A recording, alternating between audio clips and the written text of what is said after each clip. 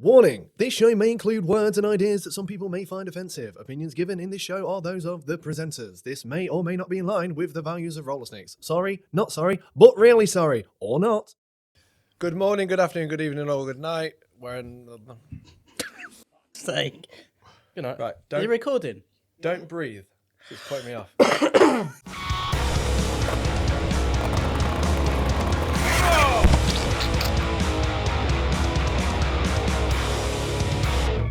Good morning, good afternoon, good evening, or good night, whenever you're watching us. My name is Forde Brookfield, the co-presenter of the ever-growing in popularity Brain Drain show. To my left, we have the OG here. You're officially in the OG territory. Not the OG. Not the bin man looking OG from last week. Oh, that was great, wasn't it? Toby Batchelor is to my left, and this is the show where we talk about the past, present, and the future, and you're about to find out why. We have a very special guest, very prominent in UK skateboarding, residential nighttime crawler. It is Nick Zorlac over here. Hello. What? Are we just driving? Hold on. What? We have Nick Zorlac right here. Oh yeah, sorry. Nick Zorlac, everyone. Just what you were saying on nighttime crawler. What is your average? What is your body clock these days? Yeah, tell us, because it alludes. Because you're notorious for being a night owl. Yeah, because if anyone ever says anything, I just say Zorlac is awake in the night, awake in the evening, and he's asleep in the day. Yeah. Sometimes I call you backwards. But it's been said. Yeah. Yeah. Tell us your. It's a nightmare, and I'm not proud of it. So basically, give us the time as well, the hours. I wake up at lunchtime, which is like a teenager, 1 o'clock, and I have a few coffees. Otherwise, I can't think at all. I thought it was later than that. I always say, he gets up at like 10 p.m. and is awake till 7 a.m. and no, it's not that bad. I mean, you're like 8 hours. Yeah, behind. I guess you can clarify this then for everyone that's been relentlessly emailing me and Toby trying to find out these diehard facts about Nick Zorlac. Before we get into that, last name. Tell me your official. Hang on, he hasn't name. Finished talking about. I just said before we get into it. Irregular. There you go. You heard it here first, but you didn't really. Tell us about your sleep pattern. We're starting this episode very late. You're coming out with already. We started this episode late because Nick gets up at 10 p.m. So it's actually 11:30 p.m. I was going to bring the pajamas and a pillow and just. Oh, we could have done a proper slumber party. Next time. We've got a plan. I'm already knackered. So, yeah. I'm not right. We're not going to interrupt you anymore. Tell us your lifestyle pattern. So, I'm not proud of it. It's just how it is. But for decades now, I get up about 1 o'clock, have a few coffees, otherwise I can't think at all. And then generally work. If I don't go out for a skate, I generally work till about 5, 6 in the morning. So I get a lot done. Like whenever you email me, it's normally like 4 a.m. to 6 a.m. Yeah. I've messaged you before in the morning and got a text back at like 3:30 a.m. Unless you catch me at 6 or 6:30 before I've gone to sleep, and then sometimes I'll reply at that time. Mm-hmm. But it's a bit of a nightmare, but I work around it. And it's been like that since you was the age of 18, 19? Yeah. 20? Yeah, about that. Any reason, or that's just how it? It's just how it's always built. been. It's just how I'm built. I've tried to get out of it, but it just doesn't work. All I want to do is, if I get up early in the morning, all I can think about is I need to go back to bed. Is that why your board prices are so cheap? Because they put secret flash sales at 4 a.m. and you're buying them, and you sussed me out. Yeah, there we go. You heard it here first, but you didn't really. But the other thing is, as well, as I'm sure everyone's is now, my phone is just red hot all day long. People are calling me, texting me. Yeah. And aside from everything else that's going on, literally where you are, so at that time of night, it's quiet. Yeah, you get more done, don't you? Yeah. Well, not even more, just something. Get something done. Yeah. Like, I come in here really early in the morning because I get half hour, 45 minutes before everyone comes in, and like Toby, like, Toby, can you do this? That was our thing today. Toby, So me and just constant bullshit. Me and producer Fraser, I kept looking at him and I kept going, Toby? And he was sat at his computer going, what?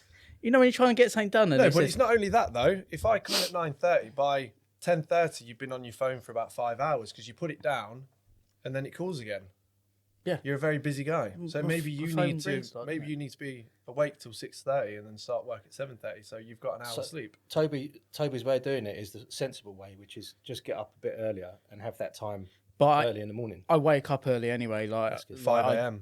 I'm up. I'm just like bing, and I'm up, and I've always been like that. Although in the last, because you said to me you have to get up at 5 a.m. because if you don't, your body kind of goes into overdrive and you wake up and you've usually shit yourself. Oh my God.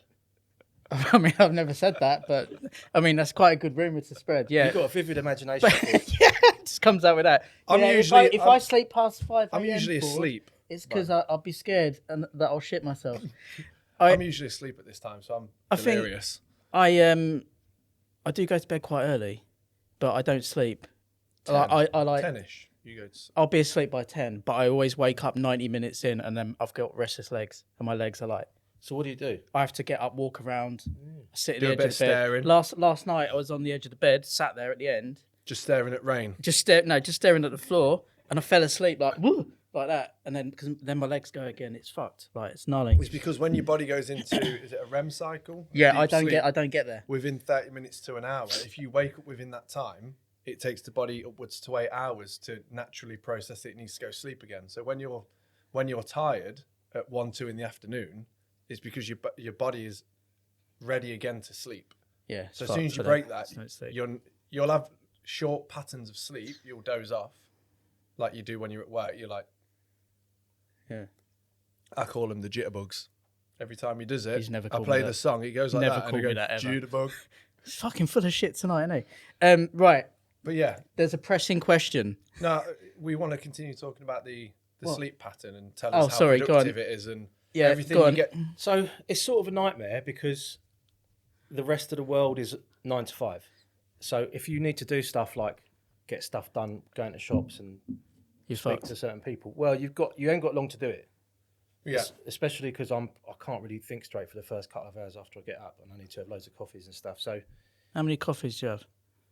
just constant, just pretty much shots, coffee shots. Yeah, Nutter. pretty much constant. Yeah. it's interesting that it's the opposite way around for you, and it has been since you was a teenager. Yeah. But you know, on the other hand, stuff happens like if we're on a tour or whatever, and I'm driving, and we're coming back from somewhere. Yeah, The amount of times where I've driven back through the night and everyone's gone to sleep. Well, eventually after they've finished going completely bananas. yeah. And the amount of times people have said, "Oh my God, I don't know how you did that. I'd have fallen asleep and crashed the van." So there is advantages of it. Has there ever been a time when you've been somewhere in the world where the time difference is so major that when it is actually getting to the evening, that your body is naturally ready to go to sleep and you will sleep through the night? Yeah, it's really good. So Because you've been to Japan and Australia. Have you been to Australia as well with huge time differences? that's where I met Richie. Okay, I that was on was going holiday. to be a question. How did you find Richie? Yeah. So Okay, we'll get back to that. Absolutely. So yeah, there was one. Well, it's happened loads of times, but the time when it was most perfect was about 12 years ago. I went to see Dave Allen in Atlanta when he lived in Atlanta. And He's back Was that in when you England went- now. yes, yeah. You went with CJ and Kate's, wasn't it? Or was No, that, was that a they different went, one? and They're I different. went on a separate trip. I just went by myself to see Dave, and it was just amazing. Like the crew that was out over there and stuff, and it was just so sick. But it was what was cool was because of the time difference. I'd go to sleep, wake up at 7 a.m, like a normal person. And you're awake when the world's awake. And you're we'd like, go this out is for too breakfast. fucking busy for me. Yeah, me and Dave would go out for breakfast to a cafe, and I was just like, oh, this is so sick, doing like, It's like a whole normal new stuff. world. Yeah. And then every day it would get like half an hour. I'd wake up half an hour later, and then after sort of 10 days there, or a week there, or whatever, Body sets back. I was getting up at lunchtime again. Yeah. You're never out on a session. Oh, it's because I'm not awake. Yeah, it sucks, but you know, it works for you, I guess. Now you've done it that long, haven't you? It's just I think in life you got to sort of make the most of what you can do. 100%. yeah. So I try and not just with that situation with the sleeping thing, but just with everything, I just try and make the best of the situations that I've got. And that sort of, I have a philosophy I should probably mention, which is the meaning of life, right? 24, isn't it? Is this 42. 42. But Is this going to be the quote that was in one of your parts in the Death video, I think it's Quadrophenia, you end it on a quote. Is it going to be that quote? Trust your instincts. You have them for a reason. Yeah. No, it's not. Okay, that's not the quote. Is that your quote? The way you live your life? That's what I just asked him. What? Are you falling asleep? Yeah. No. So it's just carrying on from what we were talking about, which is making the best of what you have got, the situation, and the situation, and the life you've got. What I've realised, sort of quite recently, because people talk about the meaning of life. I mean, who really understands it and who really knows it? But for me, I'm like, you've got to enjoy moments, just moments. Yeah. So I'm sitting here with you guys, and it's sick. So I'm enjoying that moment, and just take a minute to enjoy. If you're having a nice cup of coffee, or hanging out with your mates, skating a little mini ramp, or just take a minute to just appreciate being present moment. Yeah. I really don't do that, and I've made, like, in the last few months, I made a conscious effort to try and, like, instead of thinking, oh, I've got to do this later, or got to do this, or this, that, or the other, try and be more present. It's fucking hard because my brain's so wired in. Because you naturally want to do. Yeah, I'm always thinking about, I've got to do this, I've got to do that. Humans are insatiable. There's always something we want, or that we've got to do, or that we're worrying about. But especially now with sick, social media, we were talking about that, especially with the urgency of social media. Absolutely. But that's sick though. If you can just enjoy the moment and just sit back for a minute and go, actually, this is pretty cool. Yeah. To me, I can't figure out a better thing to explain what life's all about, really, than that. And that goes on to the question of, are you starting a new brand, which you are, Moment Skateboards? I am starting a new brand. Holy shit. Well, there you. But that's not it. Is this the clothing company you showed me the graphic for? Yeah, it's going to be. Can we talk about that? Can we dive into that? Yeah. Okay, shall we go into that now, or do you want to keep talking about the sleep pattern? Because I want to know when you're working, when you're sending out boards and product to people. You ask me whatever you want. Okay, this is why I fucking love Zorlac. So, thank you very much. You know, unsociable hours, etc. Yeah, and you're sorting out board orders and store orders and whatnot. Yeah. What's the difference between board orders and store orders? Well, I don't know if you're selling directly to a consumer or if you're selling directly. You don't sell direct to consumer, do you? From the website, right? My mate runs a skate shop. Yeah. And he does all the retail. Okay. For me, so I don't personally. J-Bone. Yeah, because I wanted to know for forever. I wanted to know when it comes to. I assume you sort out everything centre stores, etc. Do you wait for people to collect them, or do you have someone in the day? If someone's going to collect them at 10 in the morning, midday, you're presumably going to be asleep. That's a very good point. So who collects your boards? Well, I can tell you how I do it. How I've got detail. Round, yeah. So how I've got around this. How I've got around this sort of. This issue with when I'm awake. You found another courier that works. So basically, UPS. Yeah. I can drop the stuff there at up to 8 p.m. and it'll get there the next day. It's mental. I get there at 8 p.m. and it will get to you the next day. See, that's actually something that I've always wanted to know, because I thought, does Nicholson work for you? Does he do that? Mark works with me. So Mark was one of my first riders on Death. That was nice. It said works with me as opposed to, works for me. Because that's how it is. Yeah, that's good. That's how it is. We work with each other. We've got a great civil partnership. Civil partnership? Fucking hell. So Mark works with you. You had loads of Red Bulls or something? I'm just high off Liquid Death. Nicholson works with you. So Nicholson works with me. So how do you get around? So are we talking about the hours still? The hours and... Yeah. Let's talk about that. Because you've already absolutely. But then, please remind me to tell you about the other little story about Nicholson as well, to do with Death, if you wouldn't mind. Just try and if you remind me, please. I will. Well, Nicholson was your first absent-minded Death rider. He was one of the first Death riders, along with Kate's. Yeah, so he's been on for 25 years. Okay, that's dedication. He was one of the first riders. Yeah, so he helps me with the picking and packing of orders, and I'll pick up the orders. And I'll take them to UPS at 8 p.m. on the dot. I can get there. I can get there at 7:50 on a Thursday, and they'll be at the stores on a Friday. Yeah. So it's amazing. Really. You send everything Wednesdays, right? Wednesdays, Thursdays, generally, because everyone normally wants stuff for the weekend. Yeah. So I used to run it all out of the House of Doom. Yeah. That was House of Doom number 3. Mm-hmm. So everything used to get done out of there, and I had that place for 22 years. Yeah. It was rented, and we had a mini ramp. It's not there anymore. In the garden. No, I just moved out. Yeah, just right. after 22 years. And the previous one, we had a mini ramp and a concrete bowl in the rented house, which was, I thought, pretty amazing. Did I also hear something that, like you said, it was a rented house and the landlord didn't know you were operating a skateboarding company out of there, or they didn't know that you had all the product in there? Did I hear something? So the I made that up? the previous one, they were completely oblivious to the fact that. Yeah, that was a party house. The previous one. I mean, it was. So when Pritch and Dayton and those guys were filming the pilot for Dirty Sanchez, so Pritchard versus Dayton. Yep. A lot of that was filmed in the living room in that house. Is that the living room you punched the light out in your? Yeah. So sorry to go off track. It's Mike's favourite thing to talk about. He said that when there was a tour, when they played Dead Kennedys, they'd go, "Unless you're Nick."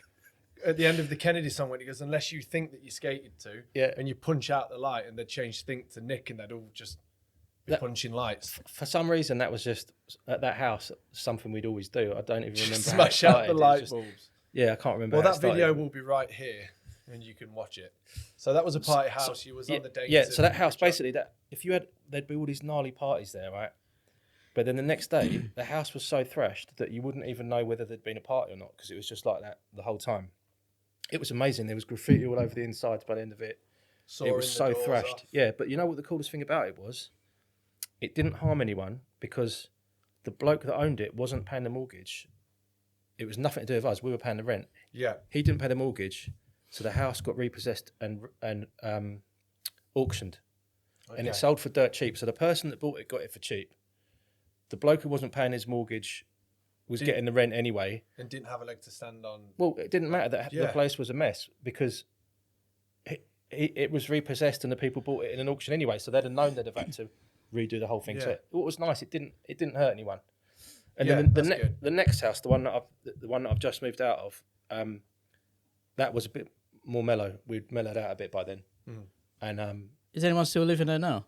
No, the landlady.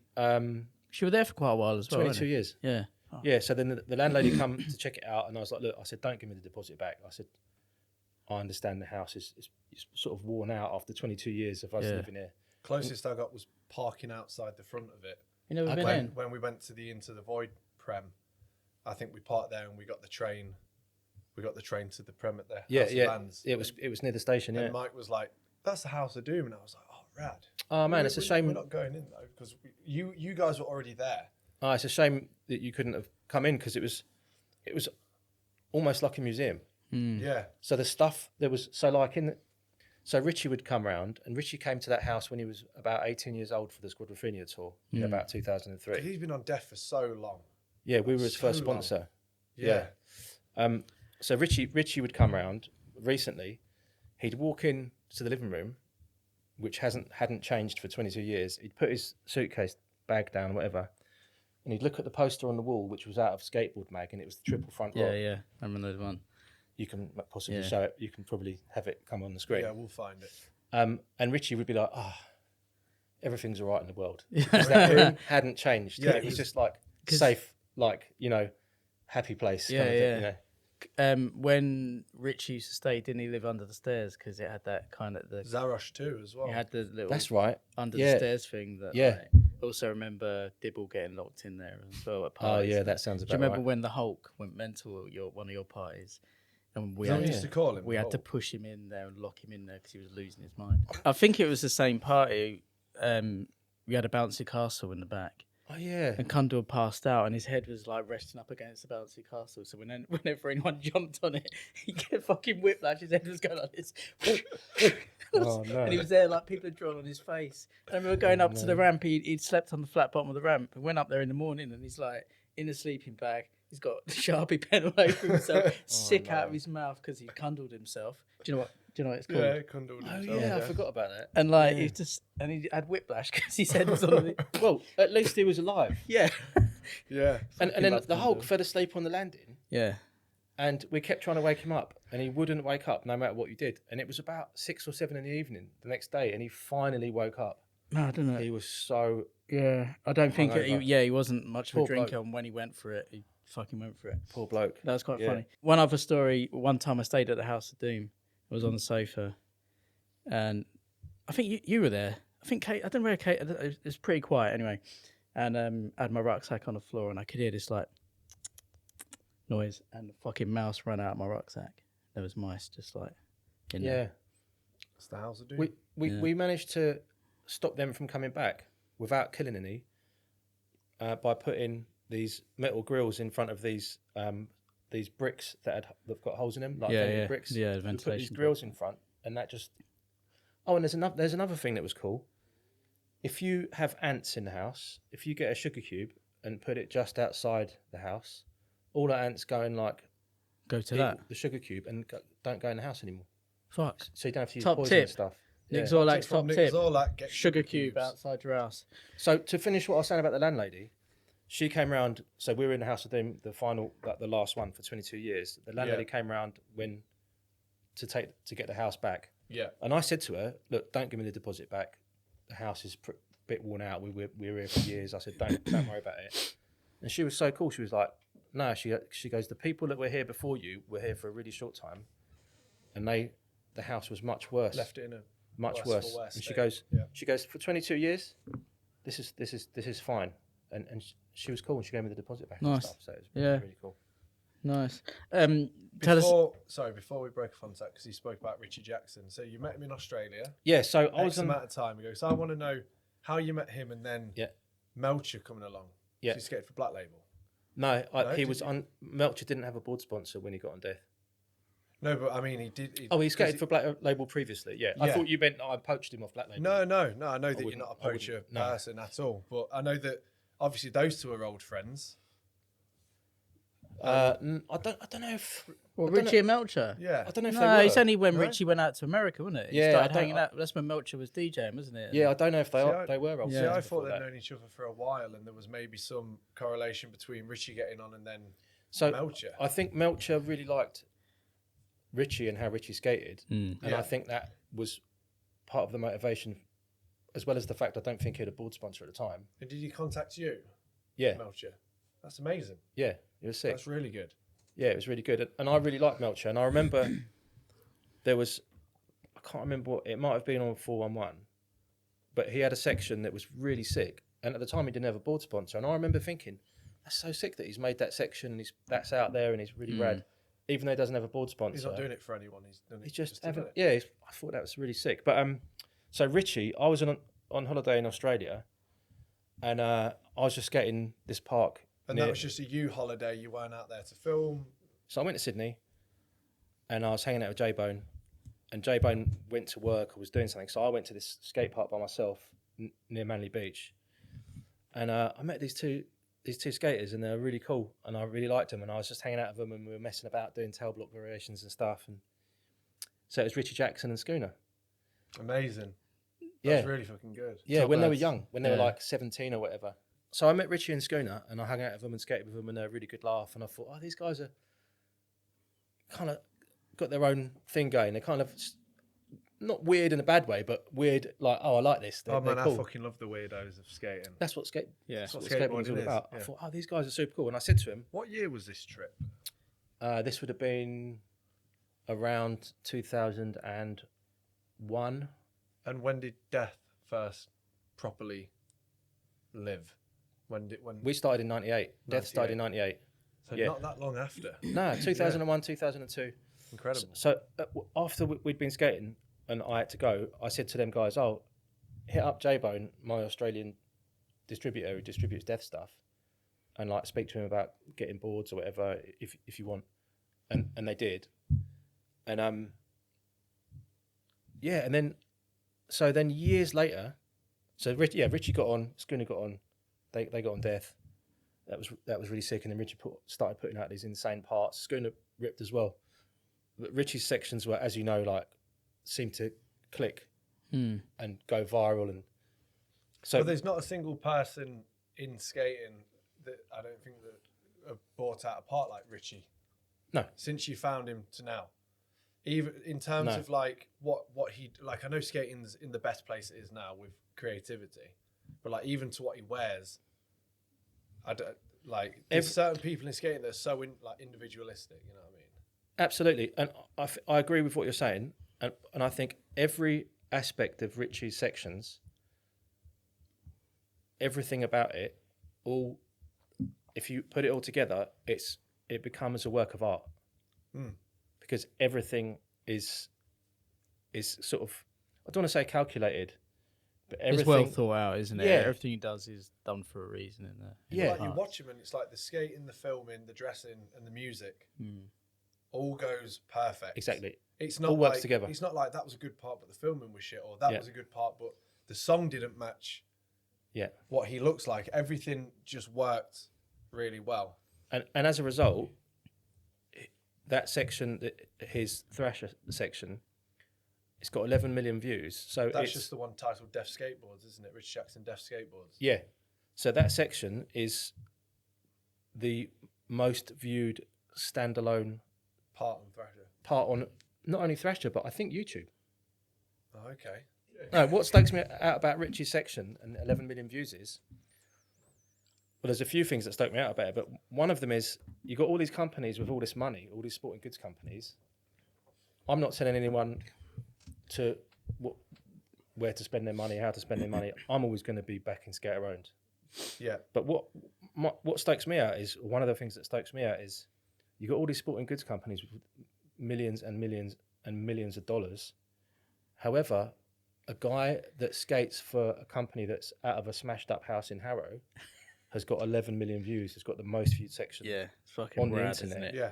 It's pretty mad, isn't it? That's just that whole thing of like skateboarders will recognize what's real in skateboarding as well. You know, and that's why skater owned stuff is so important. Yeah.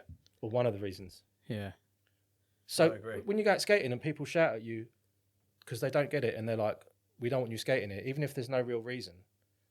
What you want to give them your money because someone like that is involved in a skate company. You want to give them your money. No, you want to give your money to skateboarders that get it. So that's my logic, or part of it. It's a good logic to have. So yeah, and what's really cool about that whole thing as well is, years later, I think it was Ordinary Madness. That was a fucking good video. Oh, thank you. I love that video. Thank you. So years later, after the Ordinary Madness premiere, which was in a Trinity, because we always used to do premieres in a That's Trinity. right. We were trying to think of it. The name. We spoke about it on the Dainton. So what the fuck is that? Yeah, the Trinity. Yeah. Oh, the Trinity is still so there? rad. Yeah. I think one of us was saying was it called like the Victoria or something? Yeah, none of us. Yeah, we. I know it was all like. That's every pub's got like a name, but like the human kind of aspect of a name. The Trinity, Trinity's like one of my nieces. Okay. And like Victoria, you know what I mean? Yes, yeah. So we're on the right track of the name. So the Trinity, until we outgrew in terms of the number of people coming to the world premiere, till we outgrew that. So Ordinary Madness was, I think, the last one we did there. Yeah. And people couldn't get in, and that sucked because people were stuck outside, and that obviously we were like, okay, this has been amazing, but. Could you only play it once as well? Like they wouldn't let. No, I think we did it. Keep it playing. They used to be pretty insane, the premieres, didn't they? Yeah, so I can take you through that. So, got hair on my face. Before I do that, I'll tell you about the thing I was going to say. Just penetrated me live on camera. Sorry. Yeah, go on. You should get paid quite a lot for that, I think. Fuck. Yeah, where Forde just fingers my mouth. So there's a fucking quote straight there for you. Trinity premieres. Before I get onto them, I'll finish what I was saying about Richie. Yeah. I'll ask him if it's cool for this to run before. I'll tell you, and then can we get him on as well sometime when he comes over? Can we bring? Yeah, I'm sure. Yeah, he's like he's really good to talk to and really interested in what you've got to say and stuff. I spent a while with him at the video premiere. Yeah, it was really nice. And sorry to cut you off, but another interesting thing with that is, when we got to the video premiere, it was obviously fucking busy, super busy. Yeah. And Kate's had the exhibition with like the boards and stuff. Oh yeah, the House of Fans one, yeah. And like tapped on the shoulder, turned around, it was Zarosh. Sick. And he was obviously, you know how much I love Zarosh. Like you've got the tattoo, like I've got the tattoo, like it's Zarosh. Yeah. Like Yeah, it's the best. And I turned around and he was like, "You're Forde, right?" And I was like, "How the fuck? How do you know?" He knows. We need a whole he section knows? on speaking to Zarosh. How do you know that? And I just spoke to him for ages, and I was just stoked because it's like he's the reason that I wanted to wear long socks and shorts and skate like that. And you might know, you might not. I mean, I would have bought them from the ledge, but I assumed Tim was emailing you at the time. But that's the only board I skated for years, back to back. And for a while they were hard to get, so you had to make them last. And the tail would be stubby, and they'd be But yeah, I kept every single one of those Zarosh boards I've had. I've got a stack of them at home, all like worn down and fucked. Yeah. And it's cool because they're all a bit different. Yeah, but there was a couple of years where that's all I skated. I've Yeah, still got it's an one. incredible It's shape. such a good board, like the And shape. and to At that confirm- time, I don't think anyone else was doing shaped Yeah. boards in the UK. No, that Yeah, was and the it first was shape just- board I had. Yeah, The shape was good, based on the Hensley shape, wasn't it? you'd have to ask Zarosh. I'm sure I that's. don't want to speak for him. Yeah, I'm sure I it's think based on a That makes 91 sense. Hensley, Yeah, that makes sense. because he was a big Hate Street fan, wasn't he? Absolutely, yeah. Also, And- to confirm, and I want to apologise for ever doubting you. You know how I had this thing in my head that, like, I don't know if the Zarosh shape is the exact same shape as the black one. Right.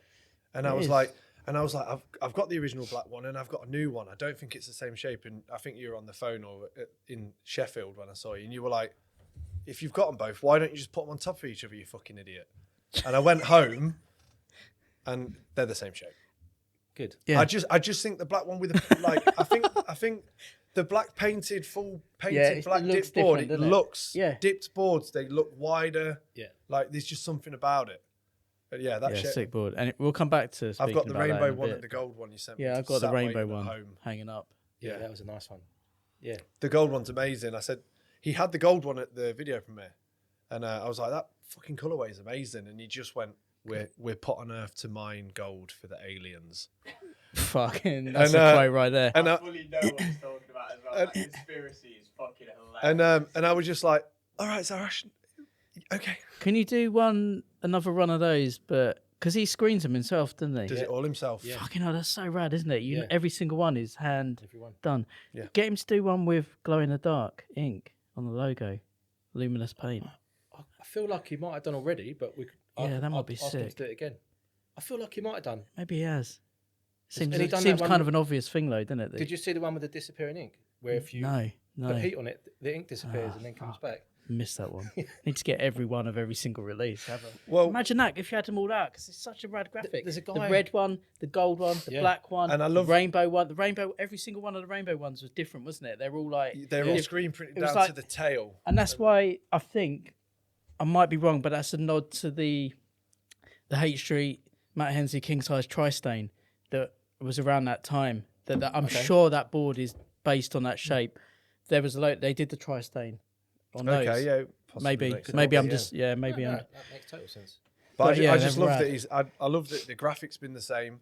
The only thing that's changed is the size of the skull on the bottom and the top graphic. And Yeah. after a certain period, they've got the date, the year that he made them. Ah, okay. Like yeah, they've all, yeah. you know, they've all got That's two- right. 19, yeah, you're right. 20, 21, 22. Yeah, you're right. And Yeah, that's why I sick. got that, motherfucker. And that graphic by Chris Walker stood the Yeah. test of time, I think. Yeah, Yeah. I mean, look, yeah, Both still got it, yeah. That's great. That ended up on the old Death site when he had the lifers section.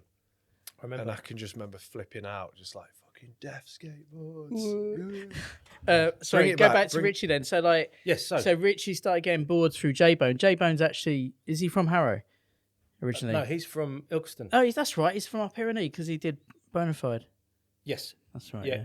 But he lives in That's who Australia. His wife's Australian, right? That's who does Bonafide. Yeah. So I've sold him a load of DVDs and T-shirts, and he always says, send them to this address in That's his England. 'cause mum's house. Yeah. I live in Australia. Yeah, yeah. Amazing. He's gone backwards and forwards and stuff. But he was down in Harrow she's for a bit, wasn't he? Indonesian. That's right. He was in Indonesian. Harrow for years. Yeah, Yeah. Him and Kotovic moved to Harrow that's right. to work Late worked. 90s. in the, when would it have been? Mid to late 90s. Yeah. So I'll talk about Richie first. So Ordinary Madness premiere, raging. We were just the usual, just going mental. Jake Martinelli did a lot of the filming for that video, didn't he? Yes, Jake yeah, Martinelli. Jake's sick. Yeah. Did he edit it as well? No, Mark Nicolson did. Yeah. Yeah. That is a fucking good video. It's such a good video. Cheers. So we're raging in the Trinity as usual. After a couple of premieres there, because we started doing premieres there in '99. They figured out to give us plastic glasses after the first few premieres. Yeah, it used to get fucking hairy, didn't it? Oh, well, the riot police come to the first one. Yeah, I heard that. Yeah, the riot police turned up.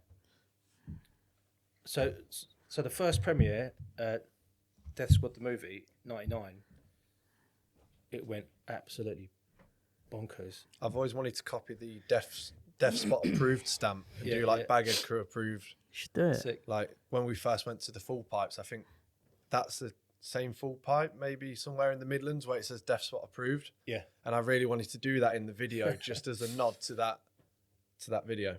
Sick.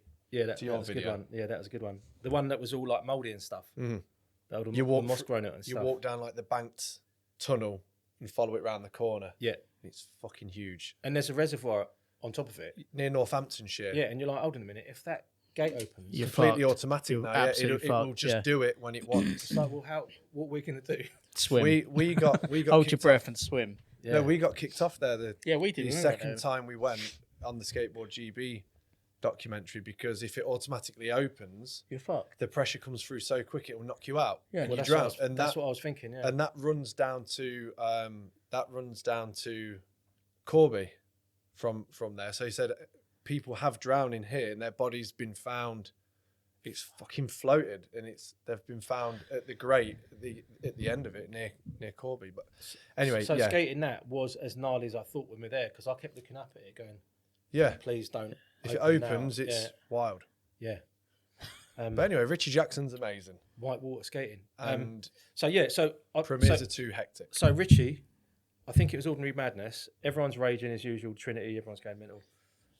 After the premiere, he said to me, I need to speak to you. And I was like, when someone says, I need to speak to you, it's not normally good, is it? Yeah. So I'm thinking, oh no. Or if they say, can I have a word? You're just like, oh. Yeah. So he said that, something like that. Oh, I need to speak to you. Have you got a minute? I was like, yeah, all right. I thought, face it, whatever it. What have I done? Yeah. Yeah. I was thinking, oh, here we go. What have I done? So we went outside, we sat down, and he said, I just wanted to say thank you. I was like, oh, no problems. I said, for what? He said, well, when we met in Australia at that skate park when I was like 16 or 17, and you showed an interest in me and said, speak to J-Bone about getting boards. He said, when you showed that interest in me, something clicked in my brain, and that pushed me to go on and make the Squadrophenia section. And then the other sections after that. Yeah, it was a great part. And he said, basically, I wouldn't have done all this that I've done if you hadn't have shown that interest in me all those years ago. So I just wanted to say thank you. And I was like, wow. That's an amazing thing. That means so hear. much. Yeah, because look, you need money to survive, right? Of course you do. But I've never been money hungry and particularly money motivated. It's just not what makes me tick. So for someone to say that, I just thought I thought it was really cool of him to let me definitely, know. Yeah. And I thought, oh well, I've been good for something. So that was really cool. But the Trinity, well, that's a really nice thing to say to someone. Yeah, really nice. Just that quick interaction. Yeah, like set a certain path for someone to follow that was successful. Yeah. You know? So the Trinity. So we started doing premieres in there in the Trinity in '99. And the first one, everyone was pretty young, and a lot of the people, not underage to be in the pub, but young and sort of, full of beans, raging. And everyone was just going bonkers. Like everyone was wrestling, rolling around the floor, wrestling each other. And I think there was this archway as you go into Harrow that was really high. It was as high as a building kind of height. Yeah. And I think it was Ian Reese and Matt Anderson climbed up to the top and managed to cross over and climb. And I don't know how they did it after a night drinking, and it was so high. and everyone was just raging outside. The riot vans came, loads of police cars came, about 7, 8, maybe 10 police vehicles, vans and everything. Someone, I don't know if I could say his name, but someone got in one of the police cars and was messing about trying to drive it off, but he couldn't drive. So they got him out of the car and put him in the cells. J-Bone then was like, "Oi, what are you doing with him?" And they grabbed him and put him in the cells as well. It was carnage. The pub shut down, and the pub were really annoyed with us. Mm-hmm. And then Junior, the bouncer from the head bouncer from the Trinity, was upset with me, and he was like, "Why you brought all these people that are fighting?" I said, Junior, they're not fighting. It's not malicious. This is how we have a good time. This is a skateboarding. Yeah, we're just having a good time. When we're rolling around on the floor and doing all this silly stuff, we're enjoying ourselves. And he was like, and I thought he would be like, nah. He was like, oh, right, fair enough. He goes, well, when are you gonna do another one? I was like, what? Can we come back? Was he in the documentary that? I think he was. Yeah, the bouncer. Yeah, and he was at the Ordinary Madness. He was at the Into the Void premiere at the House of Vans. He came to that premiere at the House of Vans. Junior from the Trinity came to the House of Vans to the premiere. That's amazing as well. Yeah, like that's a positive impact on someone's life, isn't it? So sick. Because he could have just took it as like, it's just my job. Yeah, I'm not bothered. He was psyched. No, so when I said to him, look, that's how we have a good time, and he clicked straight away and was like, oh right, when you coming back? And then every time I saw him, he would go to me, when you doing another film? So I was like, oh, it's on. And so then the premiere was, I mean, it always was, but it's such a rad night, and you've been working. It's the most important night, isn't it? Like, it's the best, isn't it? Yeah. It's the one time I say that you get to see the majority of everyone that's in it or that you know in one place. Yeah. Like trying to organise birthday or this party, like 50% will come. But escape from it, it's like, it's the one time I get to see every 2 or 3 years the majority of people that I know all in one place. It's a highlight, isn't Without having to actually organise anyone. You just go, there it is, there's the date. Yeah. And people turning up, it's a massive nod, like respect. And you're just like, wow, like people are, this many people have shown up for what I've done. Yeah. It's amazing. We've never had a bouncer turn up anywhere that that's pretty sick. So he's good. He's a good dude. Yeah. So yeah, that kind of added to that how good a premiere is. The fact that the Trinity were like, yeah, we, bring it on. We want to do another one. And then after that, it was just perfect. And then, but do you know if that opened up the doors for anyone else, any other crews to do video premieres there, or was it like you were the dudes that did video premieres there because that's why it was local to you? They could do, but I think it was because Death was from Harrow. Yeah. I think it was just, and I mean, some people might not want to do a premiere in a pub. Some people might want to do it in a cinema or have other ideas, and that's sick. And that's why skateboarding's one of the reasons skateboarding is so sick, is because all the companies do things a little bit differently. Do it anywhere, have different anytime. ideas. Yeah.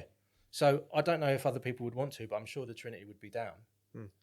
But the other thing is as well is that people mistakenly think that Harrow is far away from London. It's not. It's really close. It's not at all. No, it's super close. But so if people think it's far away, then it might put them off. They might want to do a premiere in Central. I totally get that as well. Yeah. So the Trinity, good times. Good times. And then the Into the Void prem was fucking busy. Oh, every single one of them's been manic, isn't it? Like, the House of Vans hooked it up. I think that might have been one of the, or maybe the biggest UK premiere in terms of people that turned up. I think there's about 800 people. I remember it just being hectic. Like we went with our boards because there was a mini ramp and stuff there, and it was so busy. Yeah. No one could get on. And then when the video started, if I remember correctly, where the video is, the mini ramp was like in the room next to it. And it was so busy, like people were like all around, like looking through all the gaps in the wall, because it had like little gaps in the wall, etc., that you could look through. I just remember it being super busy. I've got to say the House of Vans hooked it up. I mean, wow. They did a video. They did 2 video premieres for the videos that I've done as well, but I couldn't make it. So they always did it in like the cinema room. They always said the turnout was good. And they always promoted it and did the trailers out. Like there's some people you have to send them everything, send them all the details, and then they're shit and they put it wrong or something. But I think Rob Smith helped set one up, and I think Jake Martinelli helped set one up as well. So props to those two guys. Yeah, they held 100%. it down. Let's talk about Nicholson. What you were saying about Yeah. Thank you for reminding me. We'll go back to that one. A little story about Nicholson. It's quite important. It's quite a cool little story. So when I started Death, I was like, look, I'm doing this sort of like for me and my mates. No one's gonna remember. We're coming out of a time when Wet Willy stuff was popular and all that stuff. Yeah. Flame Boy and So look, kind of shit. if people can like whatever they want, I'm not saying I've got nothing against that stuff, but what I'm saying is Death. Is that your stomach? Oh. Yeah. You hungry? That's like sweet. No. Got banana downstairs. It might be gone. I need to go to Sydney. Kate's might have had it. So, what was I saying? Oh yeah, like I'm not saying anything against the other stuff that was out at the time, like having all Flame different Boy stuff. was pretty whack, wasn't it? I mean, if kids are psyched on it, then then good for them. But it's good that there's all different stuff. But when I brought that out, I thought the Death logo with the skull. I just thought kids are not going to be psyched on this. Yeah. No one's going to like this. This is for me. Yeah. And I kind of wanted to do something that was, I'm going to have this and I'm going to skate this, and maybe there'll be some older people that will be into it, because a lot of people got alienated from skateboarding in the early 90s. And it was a shame, because I loved all the progression in the early 90s, but it was a shame that those people felt like they didn't have a place in skateboarding anymore. Yeah. So in a way I was like, well, this can be a home for them. Yeah. Best fucking way to do it. That's my perception of skateboarding. That it's all inclusive and everything's rad, and that's kind of how it is now. Which is when people say, "What's the best era?" I'm like, it's now, because if something's rad, it's rad. You're allowed to do whatever you want. Yeah. There was a time when you weren't allowed to do Smith grinds on ramps. Yeah. I mean, for goodness sake, Smith grinds one of the best feelings ever. We had I know it's completely unrelated, but when I went to America to Boston, we filmed a trick. And one of the guys said that a couple of years ago, the OGs of Boston, so like your PJ Ladd era, there was like 7 certain tricks that you weren't allowed to combine in a line. And if you did, you were cooked out and they weren't having it. And one of them was just like a board slide to fakie on a ledge, like mid-ledge pop out. If you filmed that in front of those guys in that era, they would have just been like, fuck this guy. And that's a skate trick. It's just a trick. It's a good one as well. Yeah. And I inverts love that trick. Yeah, same. Inverts were illegal. 5-0 grinds. So much stuff. Was it wall rides, bonuses? So much good stuff. I knew was illegal. bonuses and stuff in that time with like your hands or anything like that was frowned upon. Yeah. Which is so fucked to think about. Like, Well, I mean, it's just changed now. I mean, like, especially when wheels got really, really small, pressure flips came in. trousers got big. It was like and that happened real quick, didn't it? It was just over 18 months. It went from like vert board setups, wide boards, to really skinny boards and tiny wheels. And if you weren't doing pressure flips, it was like, you're lame, basically, wasn't it? Yeah, and that alienated a lot of people, because people were coming off the back of the late 80s vert skating. Which was a pity, because I really appreciate all that stuff. I love pressure flips, late flips, all that stuff. Loads of tech stuff. But then again, I love watching someone stall an invert for a couple of seconds. Yeah. Or do a 9-foot air. But I mean, it's all so rad. But now all of that stuff is kind of, I mean, like here today, like Will's doing pressure flips outside. Yeah. And then, it's all back to slappies, and the whole curb thing is like back to, Fully. So it's more inclusive now than it's ever been. And that's why I think skateboarding is the best it's ever been right now. I think you're right, yeah. I think it's the best era that there has ever been. Toby's going to said it on a lot of episodes. We have now again got to the conclusion that skateboarding is the fucking best. Yeah, I like more than ever. Like I've been like, fucking hell, I'm so stoked I still skate and I'm a skater. Yeah. Because it's just the fucking best, isn't it? It's like nothing comes near it. 100%. And there's so many reasons for that, and I've thought about why as well. So we should talk about that. Smith grinds. Well, yeah. But the noise wheels make when you do tail slides on concrete. Like it's just the shit best like noise. that, isn't it? Yeah. Like, But also, even stuff like, look at board graphics. Look how amazing board graphics are. If you play, there's other stuff that's pretty cool. I don't know, table tennis, loads of other, whatever, all different sport. They're pretty cool. But what other sport, if you want to call it that, or pastime, has so much just on the board graphics alone. So just on the you're on not going to get that alone. on tennis rackets, are you? No, so that's just one thing. Just the board graphics are insane. You know what I thought the other day? We get people all the time buying boards that don't skate for the wall. Yeah. You don't get people going that don't play ice hockey or football buying ice hockey or football stuff to display on a mantelpiece because it's cool. Yeah. And because it looks good or because it has an artistic value. This is what I'm saying. So one thing I'll try and put this into some kind of logic, not logic or understandable waffle, but like what you're saying, there's one part of skating which is the graphic element, which is fucking amazing, and that in itself is something which people kind of, radiate towards because that alone. And that's just one thing. That's one thing. Yeah. Then you've got this concept which always blows my mind, is like when you learn to skate, so let's say you learn a nose slide on a ledge, backside nose slide. You can do that nose slide, you can come out fakie, you can nollie into it, come out forward, come out fakie. You could do it. You can cab into it. You could do half cab, come out, you big spin in, pop shove it in, kick flip in. The amount of variations for every single trick is almost endless, because you could then go, all right, so I've done a half cab nose slide. I'm going to do a half cab flip nose slide, half cab heel flip nose slide. Then for every single one of those, and you can do a flip out, fakie. Flip in, flip out. And you don't get that in any other sport. Like with kicking a ball in a net in football, you just kick the ball in the fucking net. Well, you can only kick it with your left or right foot, can't you? Yeah, and I know, you can do trick shots or whatever, bang it off the bar or some, but there's nothing that... nothing that the complexity and the depth of each single trick, I don't know. There's nothing else. You're completely right, and I've got a way of putting that. I'm not saying I'm the first person that's put it like this, but exactly what you're saying. Yeah. I've never said it like you've said it, but I've got a way of saying it, which is skateboarding is infinite. Yeah, it can go. It will literally go on forever. Infinite. So that's another, because you could do it all. Then you could do it all switch, and then that's a whole lot again. Times that by 2. Then you can do it like... What else is infinite? This is what I'm saying. I've said it a million times to people. With skateboarding, it can't be completed. Like, you can't complete it. It's ever going. I mean, I almost have. You have. And then when you get to a point when you think you have completed it, something fucking new happens. Yeah, that's what I'm saying. And then, when we were talking about it earlier, when you get to the point where you're so good at skateboarding on a skateboard, you get fuckers like who I've just been with that cut them up and put mechanisms on them. Yeah. And make them flip on their own and then that's a whole other thing. That's another dimension. That's another dimension. Exactly, it is another dimension. He'll do like a fakey manny and he'll take the wheels off and put new wheels on mid-trick.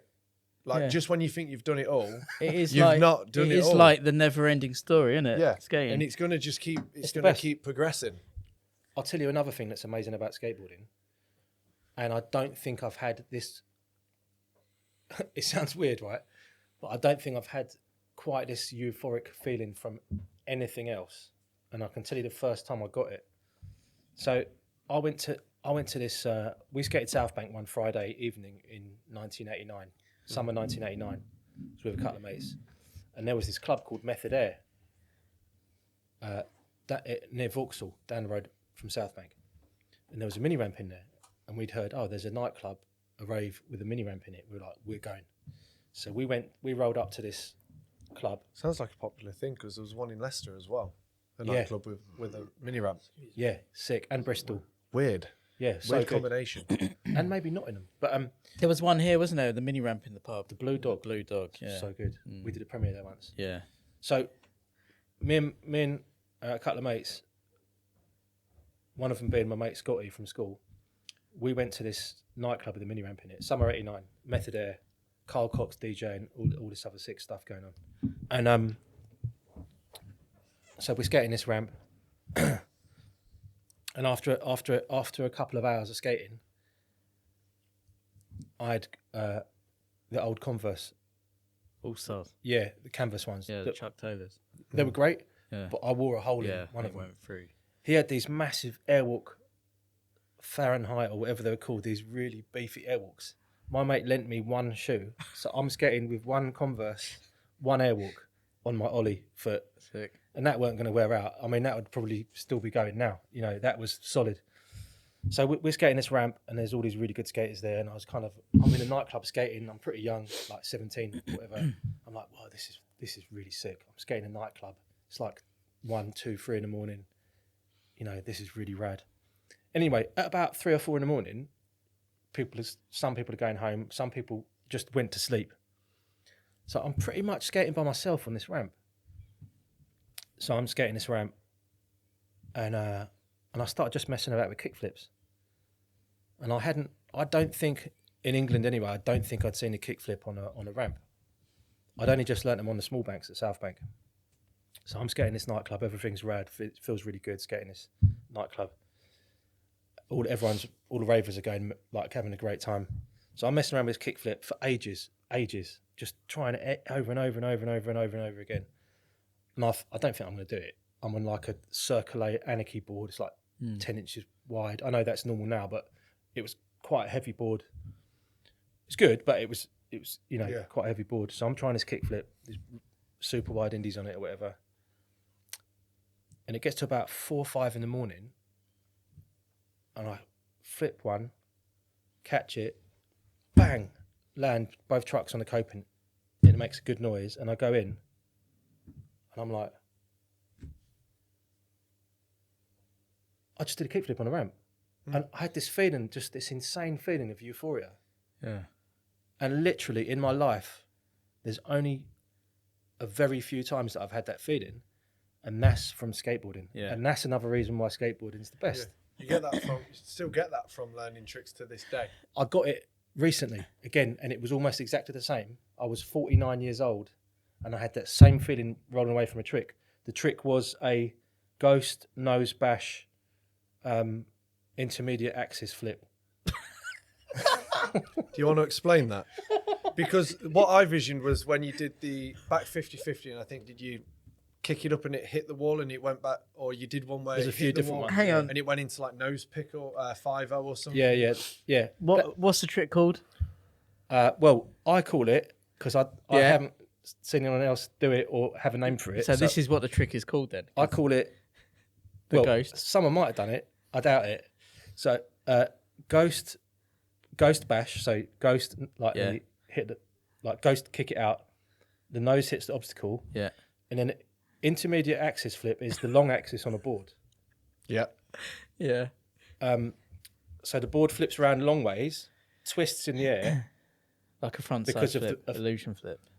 Yeah, it's a thing called the intermediate axis theorem, which is basically if you get your phone and you flip it, Yeah, it does that. it will turn. So basically the board, it flips in the air and turns. And I was trying that for months. I'd go to the Pioneer, I'd try it for a bit. And then one night I started landing 1 foot on, and I was like, oh. And then when I finally, after trying it for months, rolled away from that one, I had that feeling again, and I was like, oh, this is mental. This is the best. Like, this is the best. This is so sick. And I'm pinching myself. I'm like, I can't believe I've done it. Look, I'm not saying I'm good. I'm just saying I felt good. Yeah. And skateboarding, when you land something you've been trying for ages, Yeah. for hours and hours, maybe weeks, months, You've done when it you roll all- away from that, all on your own. it's just It's such best. a great Fucking rad. feeling. Yeah. Skating's Well, that's the best, thing isn't with it, because no one's helping you do it. No one's helping you learn a new trick. It's literally all on you. That's why it feels so fucking good. And I suppose if you're doing something that either hasn't been done before or you haven't seen before, it's the unknown, isn't it? Imagine all those guys in the 80s invented all the tricks, especially the ones that were more kind of like completely different. You know, like McGill doing the first 540, for example, stuff like that. It must have fucking blown his mind. And everyone else's. The concept of coming up with something like that and doing it and Upside riding it down out. as well. Yeah, I and think- you know, like Madonnas and things like that. You know, obviously you lean to town and you take your foot off and that. You can kind of see the progression to that, but I think even going further back from that, there's an interview with Jason Lee where he says he went on a session with someone or whatnot, or maybe even before that, when someone did an ollie, that he said that he knew that no skateboarders could sleep because as soon as someone figured out how to do an ollie, everything from that point was unlimited. yeah, I can With imagine with what you could do. Like- Skateboarding singularity. Yeah, Like- and you know, and we It was endless. spoke about it. You know, like things like that. if you're into something, it blows your mind. Like imagine that new trick has just been invented and like you're in skating. Like, but imagine Rodney Mullen. He's done all those without ever seeing anyone else do it. He invented the flat ground ollie, the kickflip, the tray flip, the finger, all that shit. He invented He the just nollie. went and did it on his own. He thought up that shit and did it.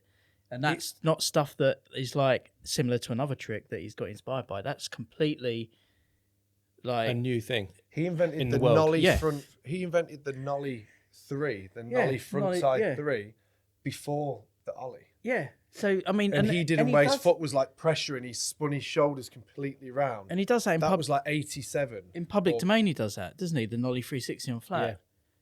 And that was filmed 87, Popped came as out well. 88. Like popped as well. Like he didn't Like, high. It wasn't I'm skidded putting it on. out there, conspiracy theory. I think Rodney Mullen's from another planet. I think he must be an alien or something because someone else, Mining gold. he's probably been mining gold with Zarosh or something. But That's not even a conspiracy. That's just It's just the like, way it is. He's something else, isn't he? I wish I could think about what we just said before the piss break. Well, because it was a now- good point. another thing. Oh, we'll both remember it in a minute, right? But before I forget this one, another thing that makes it amazing, skateboarding amazing, is so when you land a trick and it feels great because you've been trying it for ages.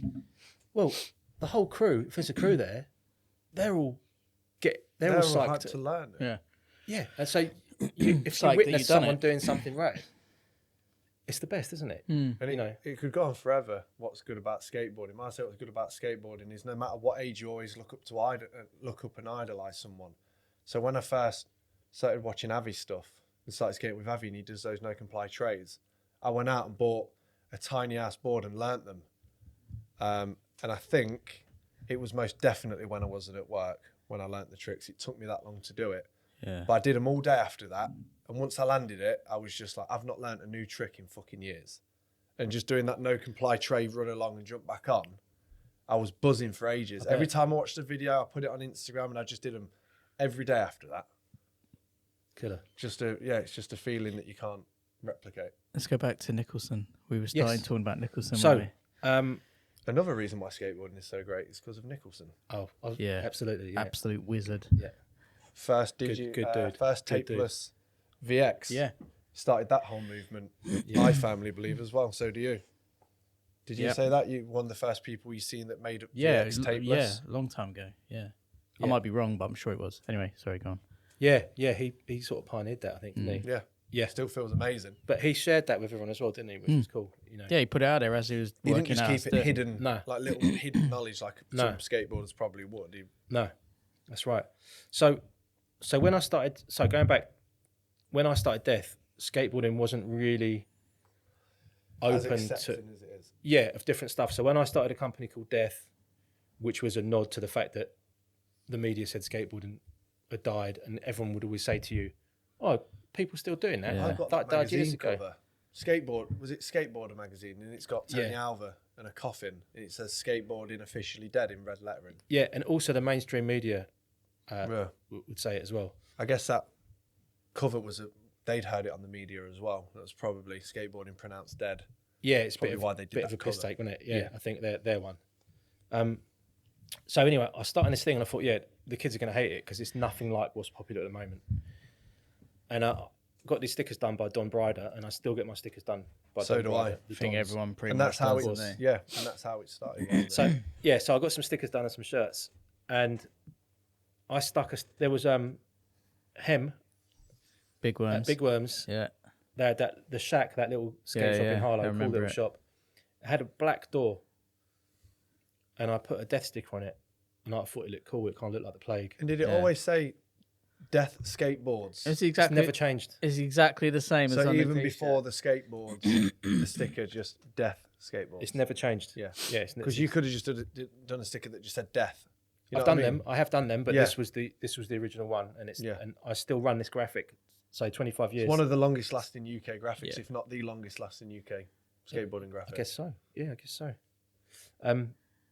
Possibly even further afield than that. And as that's well. that's one of the reasons, because you always ask me how I keep the price down without reducing the quality. Well, if you use the same graphic over and over again, you're not paying setup charges each Yeah. time, which are expensive. Yeah, good point. Fuck, I need just one continuous logo then. There you go.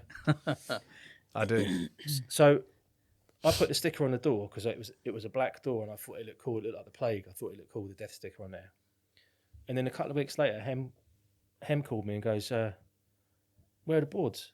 I was like, "What?" He goes, "When are you making these boards?" And I was like, "Oh, no, I don't think anyone will want them." Like, he's like, "No, the kids are asking me when are these boards coming Where out?" can I get these death boards? So I was like, "All right." And I might have made a couple of saying. So I was like, I got some better quantities. Yeah. And he bought some of the boards because kids were asking for him in Harlow. But I didn't find out till years and years later, after I'd sponsored him for years and known him for years and worked with him for years, that one of the kids asking him Was Nicholson for boards was Nicholson. So it's pretty mad, and it's kind of full circle, isn't it? So he's been working with me for all that time, but he was one of the people that helped push it to become a reality. What it is. Yeah. There's that rad clip of Nicholson when it was him on the local news with his budgie. Was it his budgie? Yeah. That was on the skateboard. And that's where the name We of need that to- video, Skid in the Rim. Yeah.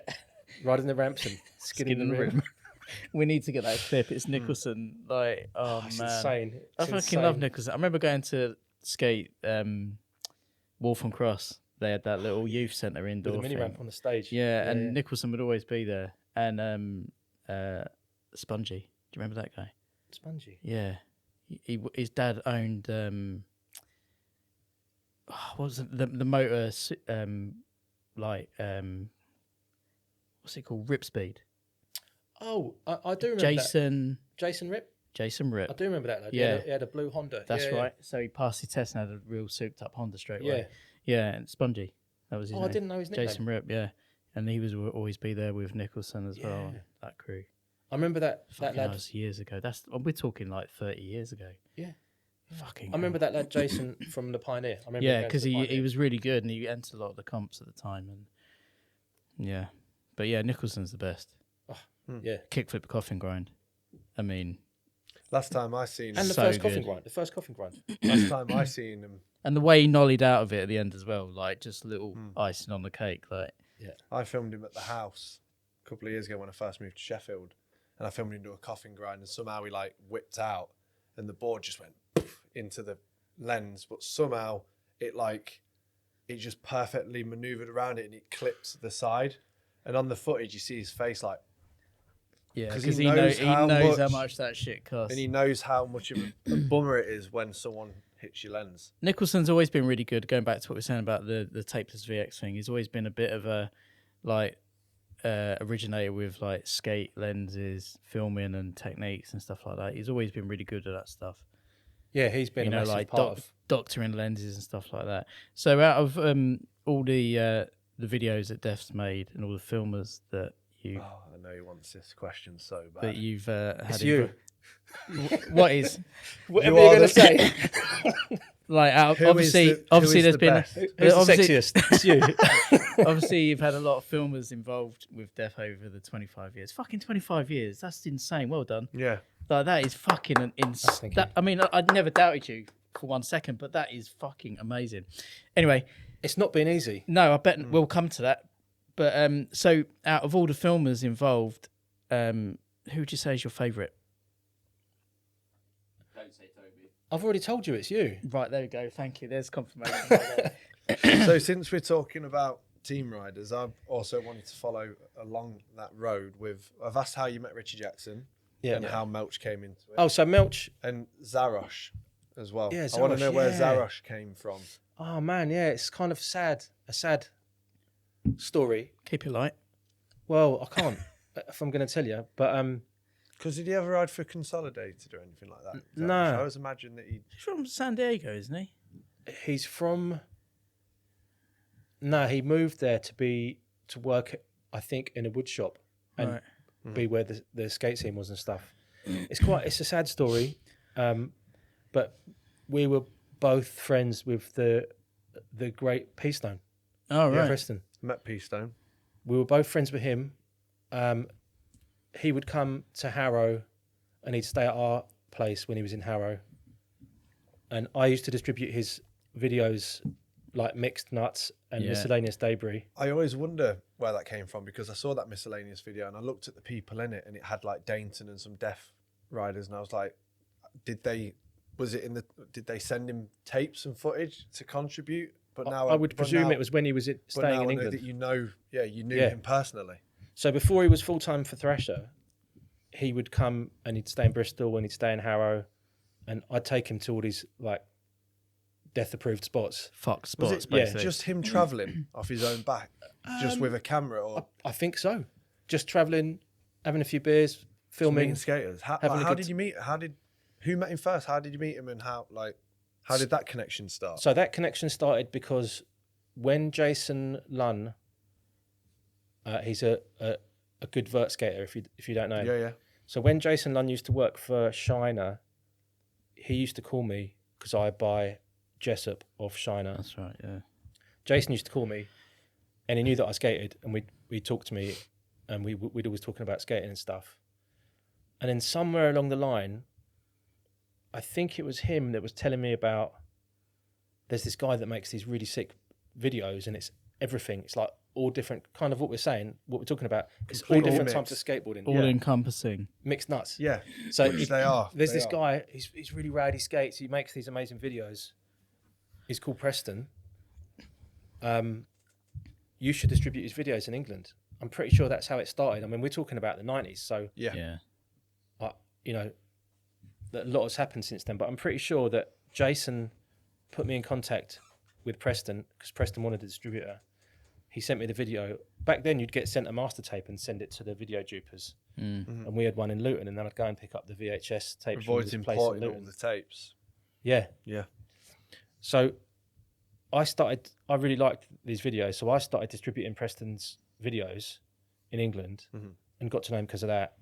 And then he came and stayed, and he was a super nice dude. And I think Kate's knew him as well because I think him and Rhino, possibly, there was some comp in Europe, and either Kate stayed in their room or they stayed in his room. Everyone was just looking out for each other, and they were friends as well. So I was distributing Preston's videos. He'd come and stay. I'd take him to crusty spots, the sort of stuff that we skate. Then Zarosh, Preston's friend Zarosh, was coming to England, and P-Stone said, "Call Nick. Nick will have spots that you'll definitely be into." Yeah. So Zarosh came and stayed, and I took him to skate and took him out to skate. Took him to a few different places. He's still got my favourite death advert of all time, Zarosh, where he's just that acid drop off the fucking bridge, and it looks like he's just going off the biggest thing to flat. Like Baldy, I think, yeah. And he's just mid-air holding it, and it's so... every time I look at it, I'm like, where are you going?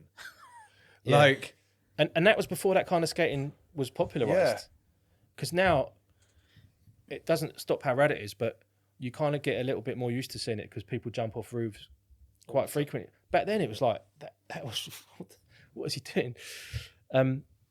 So I skated with him. We became friends. I think when I went to America, I hung out with him, and he was riding for a couple of different companies, I think, and it wasn't really working out. And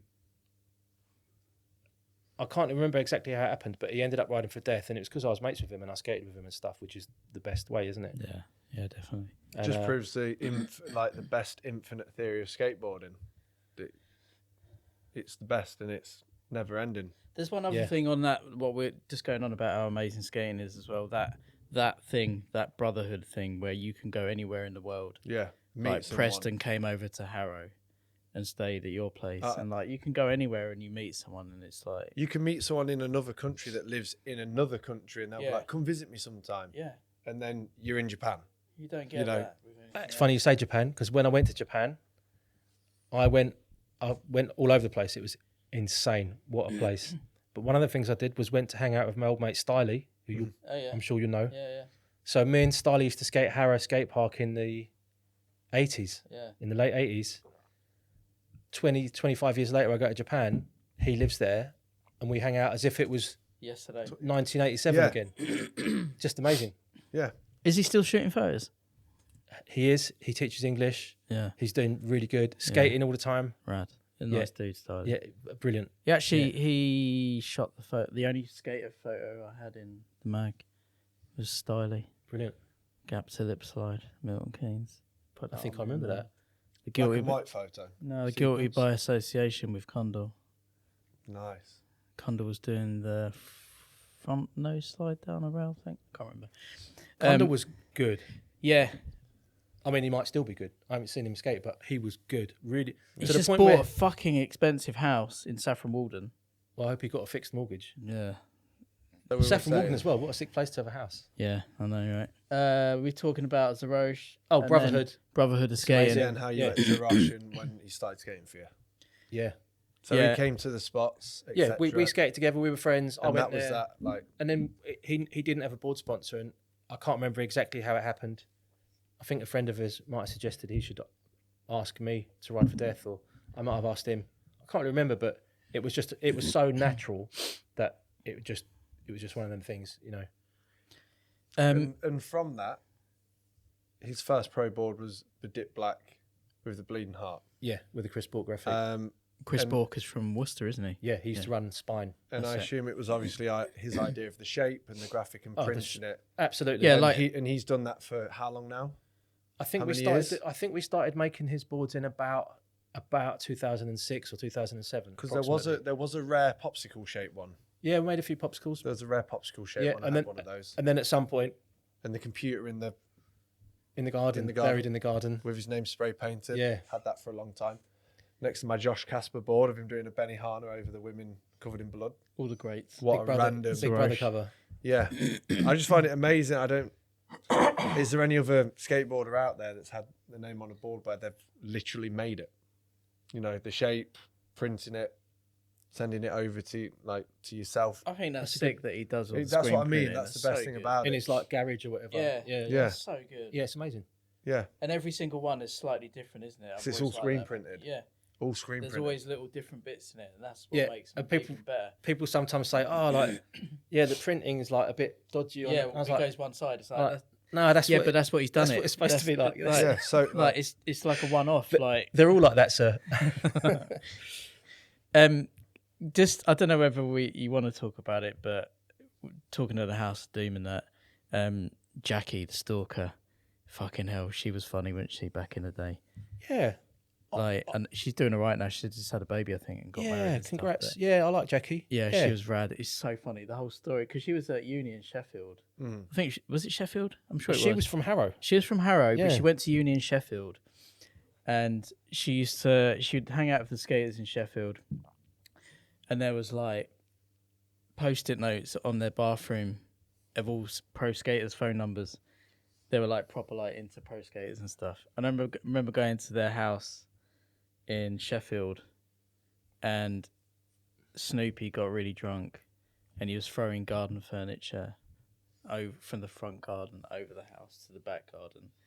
And it was just fucked. It was just gnarly. And I remember going to the parties in Harrow, and she'd always be there, and I don't know. She was funny, wasn't she? Yeah, she was just part of the. She was a good laugh. The crew. Yeah, she was a good laugh. Another person who was really prominent around that time and still is Matt Bain. Have you got any good Matt Bain stories? Oh. I bet you've got fucking hundreds. Man, obviously you're in a band with him now, right? We'll talk about a band in a minute. Okay. Leave that. For those that don't know, including myself, can you go into who Matt Bain is and he's tell us a little bit about him? He's been around forever, isn't he? He's legendary. Yeah. So he's my very good friend. I've known for decades. He sort of is Harrow. Yeah. He's from Harrow. He lives in Harrow. He is Harrow, and he's a really good skater. I don't think people know. He's got a good layback, isn't he? Skater, insane layback. He can do gymnast plants. Yeah. He says he can't do them anymore. I reckon he could still do them. Yeah, gymnast plants. He had a photo in Rad doing a gymnast plant. Massive airs, Hirsch and roll slides. You know them? No. What the fuck's that? Hirsch and roll. Yeah, Hirsch and roll is so. Imagine doing a front side board slide. Matt does them on vert. Imagine doing a front side board slide, but then turning out backside. Oh, okay. So an alley-oop rock and roll board slide. Yeah. Yeah. And then, what's it called? Hirsch and roll. I think it's Steve. I think it was after Steve Hirsch. Hirsch and roll. Yeah. Right. Grinding indie nose picks on vert. Yeah. Sickest fakey thrusters. Everything. He's such a good dude. Such a loyal dude. Funny dude as well, isn't he? Oh yeah. So okay. So let me try and think of some Matt Bain stories that I can say. Yeah. All right. So he. That was the quickest thought. Let me think. Okay. So once we drove to. So Kotovich had this company car once, and he'd just got it, and we were at Harrow at about 2 p.m. at the skate park. It was myself, Kotovich, Bain, and I think Mick Foster. And Kotovich was like, I've got this company car and I've got a fuel card. Where should we go? And instantly Bain said, St. Ives. So we got in the van and drove to St. Ives. And I knew Matt at that point. But this journey to St. Ives, the whole way there, he's telling me these stories. And I'm like, this is absolutely insane. This guy's a gold mine of insane stories. And that's when I really, really knew Got him. to know him. Yeah, like this long car journey. That's a long drive as well, isn't it? Yeah, we got there so we got there in time for the pub. It was Last Orders. We got there for Last Orders. And then we went to Peggotty's, the club. And we'd heard that the guy out of the Fine Young Cannibals was in town. It's nearly a 6-hour drive. Yeah. Jesus. Yeah. Oh, no, stories the whole way. And so we were going, I think it's called Peggotty's, this club. And we'd heard the geezer, the chap out of the Fine Young Cannibals was there. Roland Gift. Is that his name, Roland Don't Gift? know. Producer, can you Google that? Fine Young Cannibals, Roland Gift. So this is just a little side note. This isn't the story, but and we're all, so someone was saying he was in Cornwall. And we're all singing. Everyone was singing the Fine Young Cannibals. Yeah. So we're all singing Fine Young Cannibals songs on the way to this club. We get there and they're playing. We walk in there and they're playing one of their songs just randomly. And we get in there and that dude's in there. Literally, first person we see, that dude's in there. So it was already a weird day. But where was I going with that? Matt Bain stories. Bain stories. He was telling me stories all the way there. And that same night, I think it was, a pasty saved me from getting knocked out. It's one of them nights. Honestly, if I wrote a book about all this weird stuff, people wouldn't believe it. Yeah, write down memoirs. Yeah, Nick Zorlac's memoirs. Find someone to publish it. So we come out of the nightclub, and everyone's eating these pasties, and I'm like, "Where you got pasty from?" It's like 3 a.m. They were like, "Oh, they sell them in the club." I'm like, "What? They sell pasties in the club?" They're like, "Yeah, in the foyer they sell pasties." I was like, "Oh." So I walked back in. We'd been drinking those, and I was really hungry and stuff. Got a pasty, come out, and everyone was on the floor. I was like, "What?" And there'd been this big fight, and everyone had been knocked out, and they were all on the floor, and I'm just there with my pasty going, "Oh, these pasties are pretty good." Like, and we slept on the beach that night. That was another funny one. And that was when you had pagers before phones. My pager went off, and someone was going, "Oh, whose alarm clock is that?" So, it's not an alarm clock, it's my pager. But anyway, so Bain stories, right? I can tell you the tooth one. His tooth broke, like in half. Yeah. His teeth ain't the best. It broke in half. He was drunk, of course.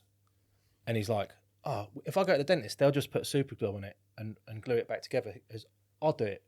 I'll just do it. Save the money." So he gets super glue, puts it on his tooth and sticks it back in. He looks in the mirror, but he's done it. He's a bit pissed. So he's like, "Oh, fuck." And he's trying to put it off again.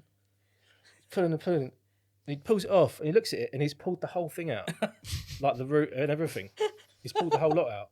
He's like, "Oh, fuck." So he puts super glue on that, on the actual tooth, the top of the tooth, and puts that back in his mouth. Passes out, goes to sleep. Wakes up the next day. His face is all swollen up with infection. And he has to go to the dentist and explain. And the dentist can't believe it. The dentist's like, "Are you mental?" That's gnarly, pulling the whole thing out. Yeah, and then sticking it back with glue, super glue, straight into his gum. That's gnarly. Saying that, I mean, the other week, one of my fillings, a little bit came off, and it was a bit sharp, and I just got the Dremel multi on it, and so just shaved it down. Yeah, you told me that last week. Going to the dentist is fucked. Pretty punk. They're fucking terrifying, the dentists. Yeah, it is, isn't it? I've start sweating. Yeah, I kind of. Yeah, clammy straight away. You're like, yeah. I had real bad, I had a really bad time with dentists when I was younger, and I didn't go to dentists for a long time.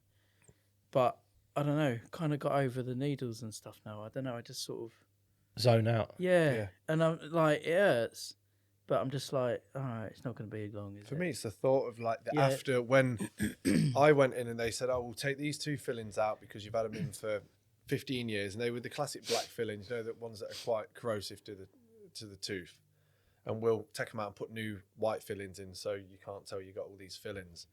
And the first time they did it, the filling was too high, so when I was biting, it was putting pain, and then they shaved it down, but shaved it down too far. So at the moment, there's a tiny little hole in the bottom of my tooth. Good.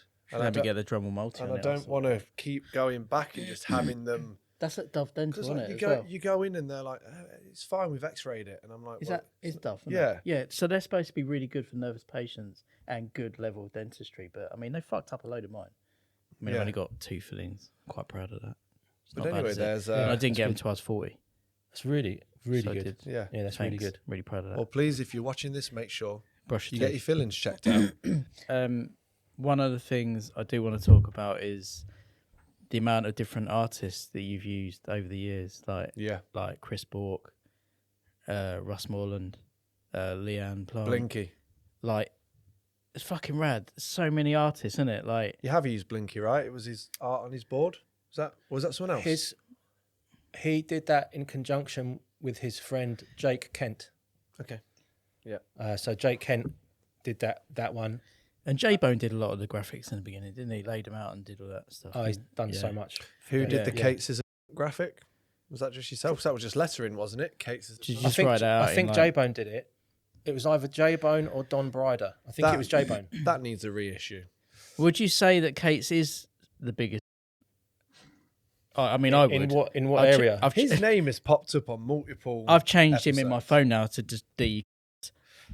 Dan has pissed me off so much. Yeah, I can't explain. Like I wanted to kill him, and I don't really get like that. How close have you got to actually wanting to kill him? Like, I punched a big heavy door off its hinges instead of punching in once. And he's only got a small head, so if you can punch it off the hinges, you know that scene from Scanners where the head just goes. But I need to finish what I'm saying because he's pissed me off so much, and he's so difficult sometimes, and doesn't want to hear stuff you say sometimes. However, other times I've been hanging out with him, right, and I've laughed so much. He's the fucking best. I thought I was going to die. Yeah. I mean, I can't breathe, and I'm like, everything's gone, like the world's all gone all hazy because I can't breathe. And then when he stopped being funny, I've nearly died laughing. So you can't have it all, can you? Swings and roundabouts. Yeah, you can't have it all. And then when he stopped being funny, it's his laugh at himself being funny that is then funny. Like, I can laugh at Kate's laugh just hearing that heinous. That laugh's amazing. And also, like, helium laugh. Talking about skateboarding. Is that what we've been talking about?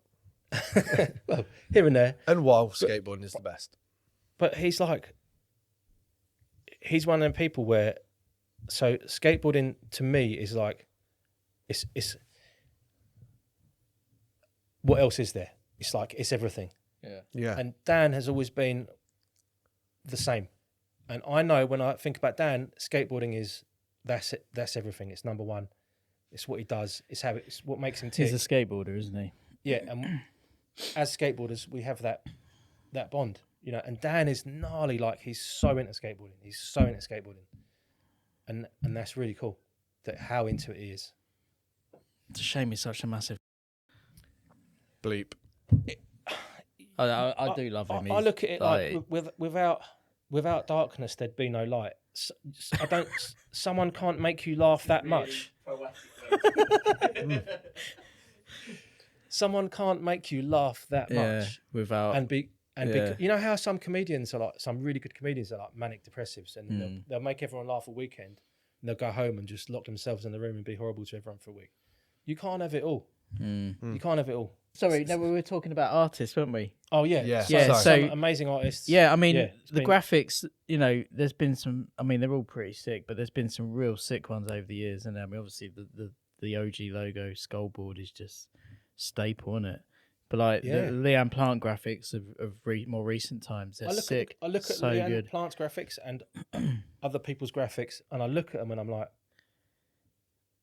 we're not worthy. I mean, this artwork rad. is insane. So she did the Benson board, the Richie Jackson one, the new Melcher one. Right? Yeah. I want to see this new Melcher graphic. What else is there? She's done a few, hasn't she? It's insane, yeah. The Kate's. The mummy one. And they're all talking about Devil Lady board for Benson. Yeah. So that's her. Like that stuff's rad. The maiden board for Eddie Belvedere. That's right. Yeah. Amazing. So many. Do you know what? Graphics. Who did the Melcher graphic of the eyes, the black and white kind of?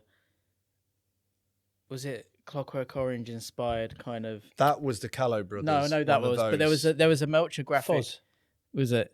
Foz. Yeah, and isn't it one of? Odd. Yeah, it was. There was a series of them, and it was like the mysterious Melcher or the amazing Melcher. Or whatever it was. Yeah, that was a sick graphic. That. Yeah. I also like. Foz has done loads of graphics. For us over the years. Yeah.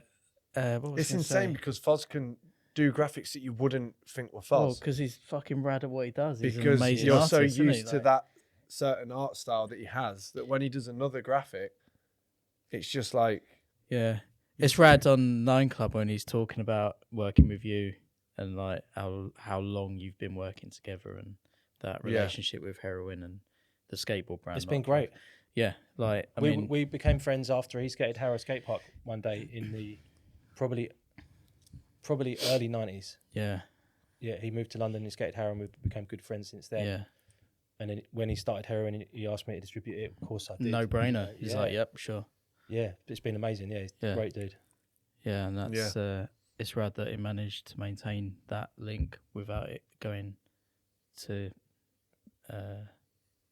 whoever brings in. So it would be Slugger. Baker. It would have been Slugger, wouldn't it? Yeah. So it's good that's remain that way. Stuff like that. It's difficult sometimes, but yeah. I suppose if someone's been distributing, if your mate's been distributing your company at that point would have been like 15 years. Yeah. I suppose it makes it a bit easier to say, look, can this stay the same? Mm. Yeah, it's rad. Good relationship. Yes, I guess. But I guess I never really thought of that. We've just, Foz specified that. Because obviously I worked at Slugger, so they'd always get Baker Boys deliveries, and it never kind of crossed my mind because I always knew that you did it. It never crossed my mind that oh, well, Baker Boys.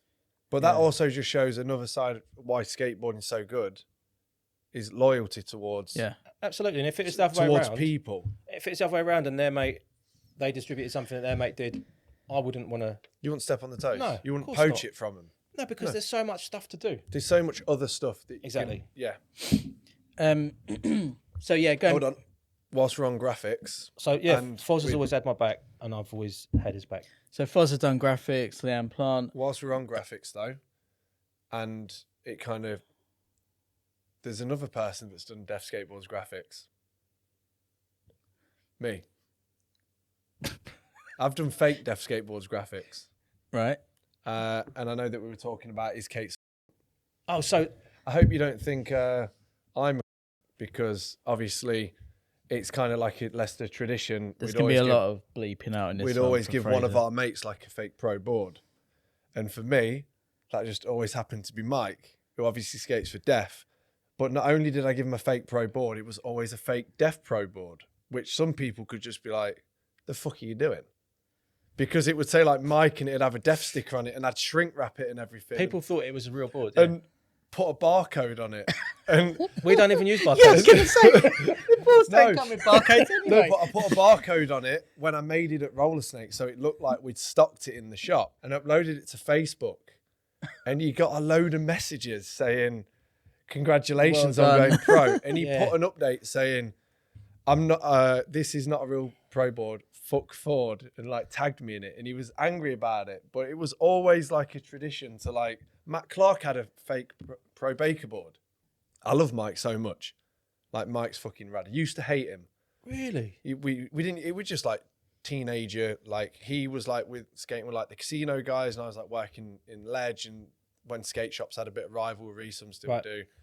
But then obviously like years go by and you just forget things, or you just kind of like, who cares? I'm like 2 years younger than him. So even then, when he's like 20, I'm like 17, 18. So he might still look at it. Or when he's 18, I'm still 15, 16. When you're that age, those couple of years are a big difference. When you get older, it doesn't make any difference. Yeah. But when you're that age, it's a big difference. But I've always found Mike to be such a pleasure to be around. Yeah. No. Oh no, he is. Even when he was like in his like most punk era, he was like always like so soft, like such a soft punk. But it was just always like that was always the tradition, was to, you know, give someone a fake board, and I've always done it for Mike. But I always, every time I do them, I'd be like, am I overstepping the marks? It's not just a fake pro board. It's a fake pro board for the company that he skates for. And Well, he's got, and I remember, I've been meaning to tell you, I'm not happy, mate.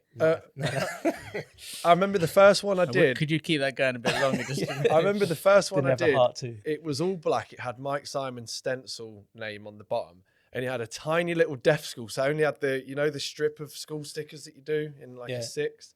It was a tiny little deaf school with flames, and his name really big. But on the upside of that, it had the name of the video, which was Funeral, and it had that as a complete top graphic. And I reshrinked it. And then the second one I did, I bought a mini logo board and put a deaf sticker in the middle, and put Mike Simon's, and then barcoded it and shrink wrapped it as well. And I was just always like, is this stepping the mark? And that's why I always messaged you first. Like, I've made this. It's all good. It's all because if you were like, it is a bit too far, I'd just give it to him as a laugh, because he's got one of my fake pro boards that Jazz painted for me when we were teenagers. So it was like kind of given, although it's only me giving him fake stuff because he's got that board. He can take it, can't he, Mike? He's But good laugh. I just thought that was the funniest thing, that you was always cool with it as well. Because you could have just been like, no, don't do it, and I wouldn't have done it. But I think the first time I did it, I didn't say anything. I just did it because I was in Sheffield. But this one, obviously, you were coming to the Prem here as well. Yeah. And I remember at the Prem, I was like, I'll get Mike's board. And you were like, do we have to do this now? And I was like, no, don't worry about it. We won't do it. It wasn't because I was pissed off with you. I think I might have felt bad for Mike, maybe. Yeah. I think that's what it was. I can't remember exactly, but I think it was knew probably like... He knew it were coming. It was always in the WhatsApp group. Maybe like, that's what it was. Maybe that's why I felt bad for him. But you got to admit, that's a good graphic, like leopard print board, skull with a mohawk and a chain. Ticks all the boxes. One of our friends, I wonder if I still got it in our WhatsApp group, made another fake Mike Pro board. And it was the Zarosh Bleeding Heart. And in the hand had a padlock. And it had Simon's in the name. And it had a padlock round it. This is a thing we've done for years, Nick. We've always made Mike boards. Like, all the time. There's so many fake Mike boards in our WhatsApp group. Why stop now? That's what I mean. Like, just keep it going. Just just one of ones. But yeah, I just wanted to thank you for not, because I think, honestly, if I think that was me, I'd be like, kook. Yeah, that's what I'm thinking. Well, no, that was easy not to be upset with you about that one. Because, you know, it's a joke, you know what I mean? It's skateboarding. Like, what would skateboarding be if there wasn't piss taking in it as well? Yeah, absolutely. If we can take the piss out of, like, other people, you got to take the piss out of yourself. Mm-hmm. Absolutely. So I just thought that was a valid point. So, no, we're good. Yeah. We're good.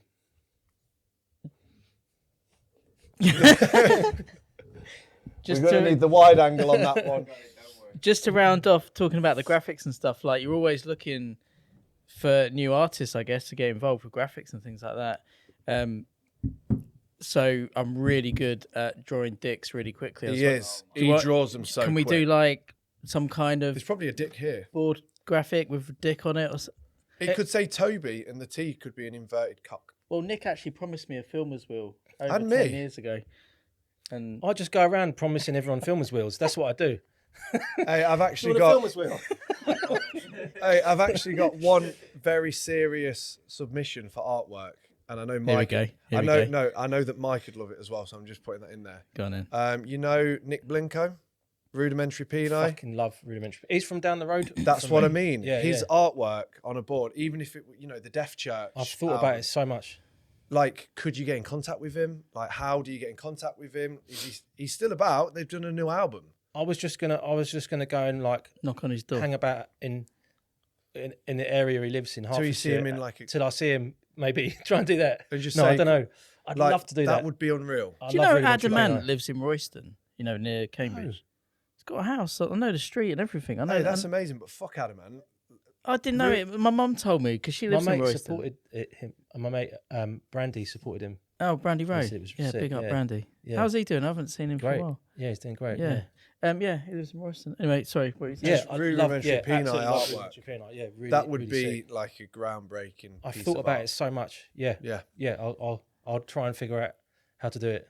Like if that ever becomes a thing, even if it's early stages, like I've got his email and I've emailed, just keep me updated because that'd be like there's like an album cover with like the horse on it, like the Iron Horse and stuff, and just amazed. That first album, that Death Church album, is fucking incredible.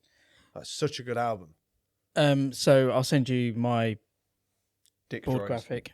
Yeah, the only thing is, one of the greats has already had a similar graphic. Greg Noack. Yeah, Yeah. yeah. Not that we can all Yeah, do mine it. would be. I don't. Mine would be even worse than that. Yeah, I don't Perfect. want to. I'm going to look to the camera and say I don't want to insult John, but fuck me, that board is horrible. It's The horrific. isn't Greg it? note with the 6 fingers, Yeah, shaped like fucked. a dick. What the Subjective, isn't it? fucking Yeah. Subjective. All art is subjective. Oh no! Right. Like yeah, Um, but anyway, so So one thing that you mentioned on the phone to me the other week, which fucking sounded like the best thing I've ever heard. yeah, You're in I've a heard band. this story. You're in a band, and let me just recite what you told me. You're in a band with Bain, right?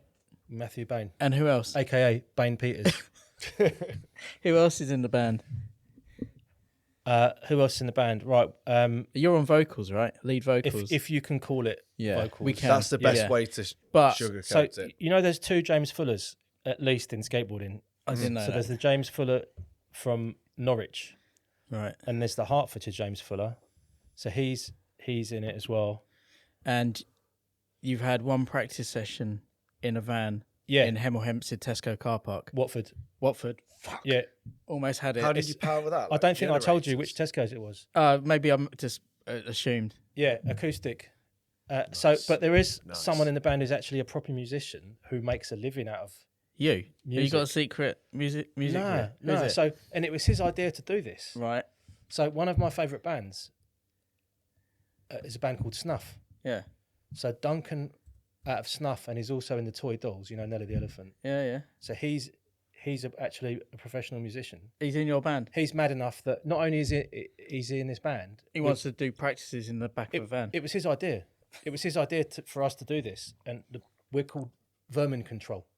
That's But that's us. that's such a good classic name. That's like that's like if you watch a Hate Street video and you look at what song someone used, it's like How- Vermin Control. How can we hear Vermin Control?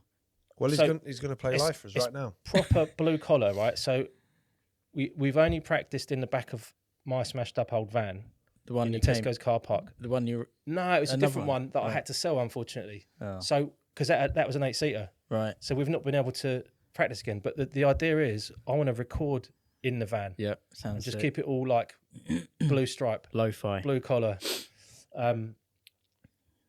I can't sing for you right now. I've got a bit of a sore throat today. But watch this space. Yeah, watch this space. Fucking hell, it sounds rad. I need to hear some of that. Just to I guess just to sidetrack a little bit off what we've been talking about. Just a quick question: is there any? Do you at the moment, aside from Def, obviously, do you have any favorite companies, crews, or what did I put here? Companies, team, or crews in skateboarding that you necessarily like watching? Is there, or let's put it like, is there any skateboarder in the UK at the moment that you kind of You don't have to say me. you enjoy watching? You don't It's have you. to say me. It fucking can't be me. I've not stepped on a board for ages. so- Repetitive strain injury. Oh, Monkey's cramp. have you really got that? No, Sorry just to hear that. Lay off it. 2 bad knees and a bad back. But is Oh, is there any skateboarder in the UK at the minute? Like, are you active on Instagram, or do you check it if and when? Because usually you'll go through Instagram and you'll be like, that kid's rad. That kid's rad. Yeah. It's kind of hard to keep up with it, isn't it? Yeah. Because there's so much good skating out there.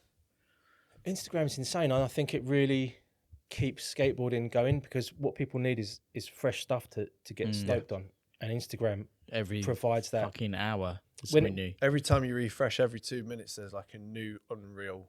It's amazing, isn't it? And when it was a magazine every month, that was sick. But you'd have studied it all in 2 hours, and then you had to wait another month to get another magazine. It was Yeah. like, and I think that lack of people being able to have access to see fresh stuff I think that people gave up skating because of that. Stumped the growth of it. Yeah. Yeah. So I think Instagram, it levels the playing field as well.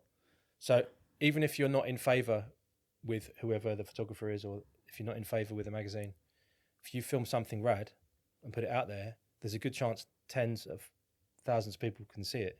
It's pretty mental. So UK skateboarders. Well, my favourite of all time is have a guess. I don't know who that is. Who's have a guess? You never met him? No.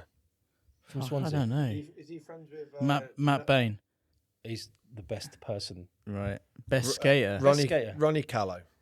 Oh man, That guy gets fucking better as time goes on. Fine wine. He's still so light-footed, isn't he? Yeah. Unreal. And he's another one where he's just, you can rely on Ron that he's just skating, more skating. Yeah. Just so psyched on skateboarding. But no, my favourite... I've turned up to spots and Ron's just been there on his own. You know, like at a DIY, he's just there skating on his own. Amazing. Like, I won't go skating on my own. I love it. But like, he goes skating on his own, and it's just like, that's the determined skate rat. Like, skate with someone or don't. Yeah. But also for me, I like skating by myself because if I want to film something, I might not, and it's something difficult, I might not want to make someone stand there holding the camera for ages. Yeah, I might feel bad about that. You can just set your phone up. Put your phone on the floor. Yeah. You know. Best UK skateboarder for you, Mike. All time. Mike Simons. I love Mike, but that's not it.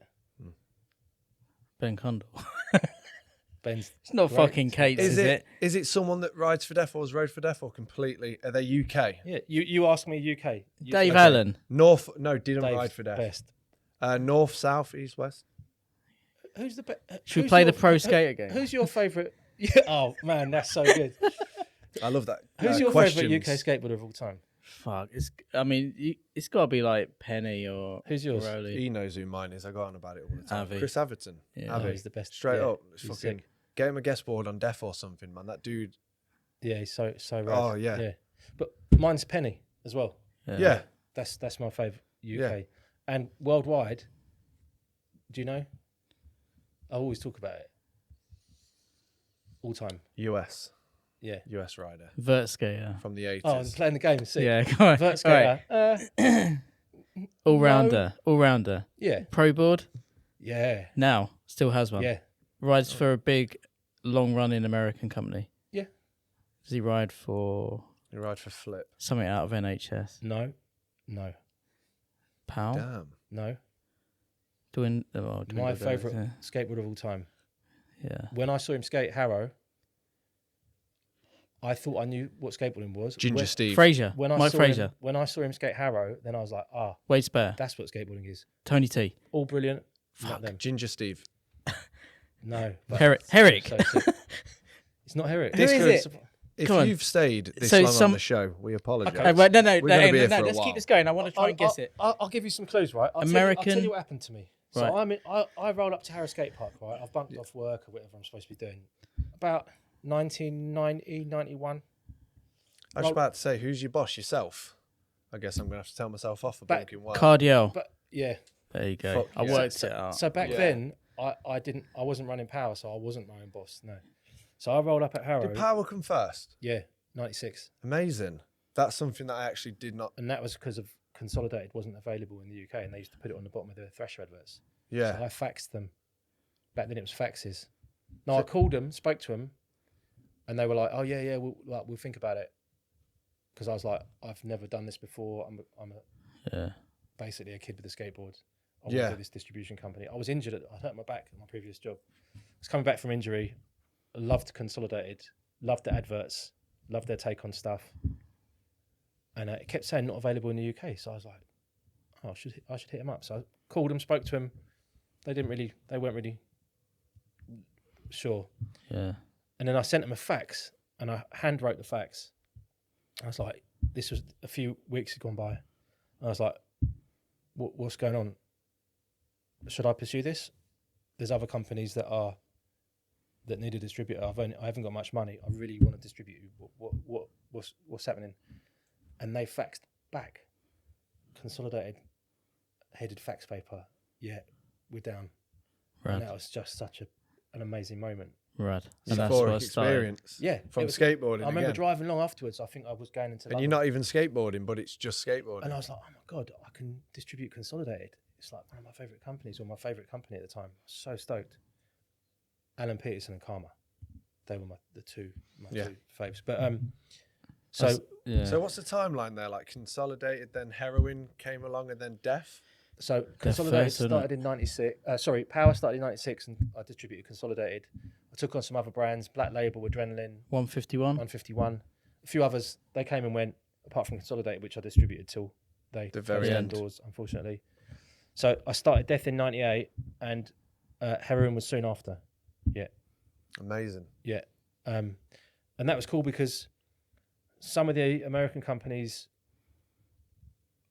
would come and go. You know, they're running a business. They maybe thought sometimes that there was a better, not all of them, Grass is greener. sometimes, some of them, yeah. Consolidated never did it. But some of them were like, oh, we're going to go to this distributor instead. But when I started Death, and then when Heroin started, because it was my good friend, it was like, well, these ain't going anywhere. And I can put as much effort and time and whatever it is that I need to into these brands.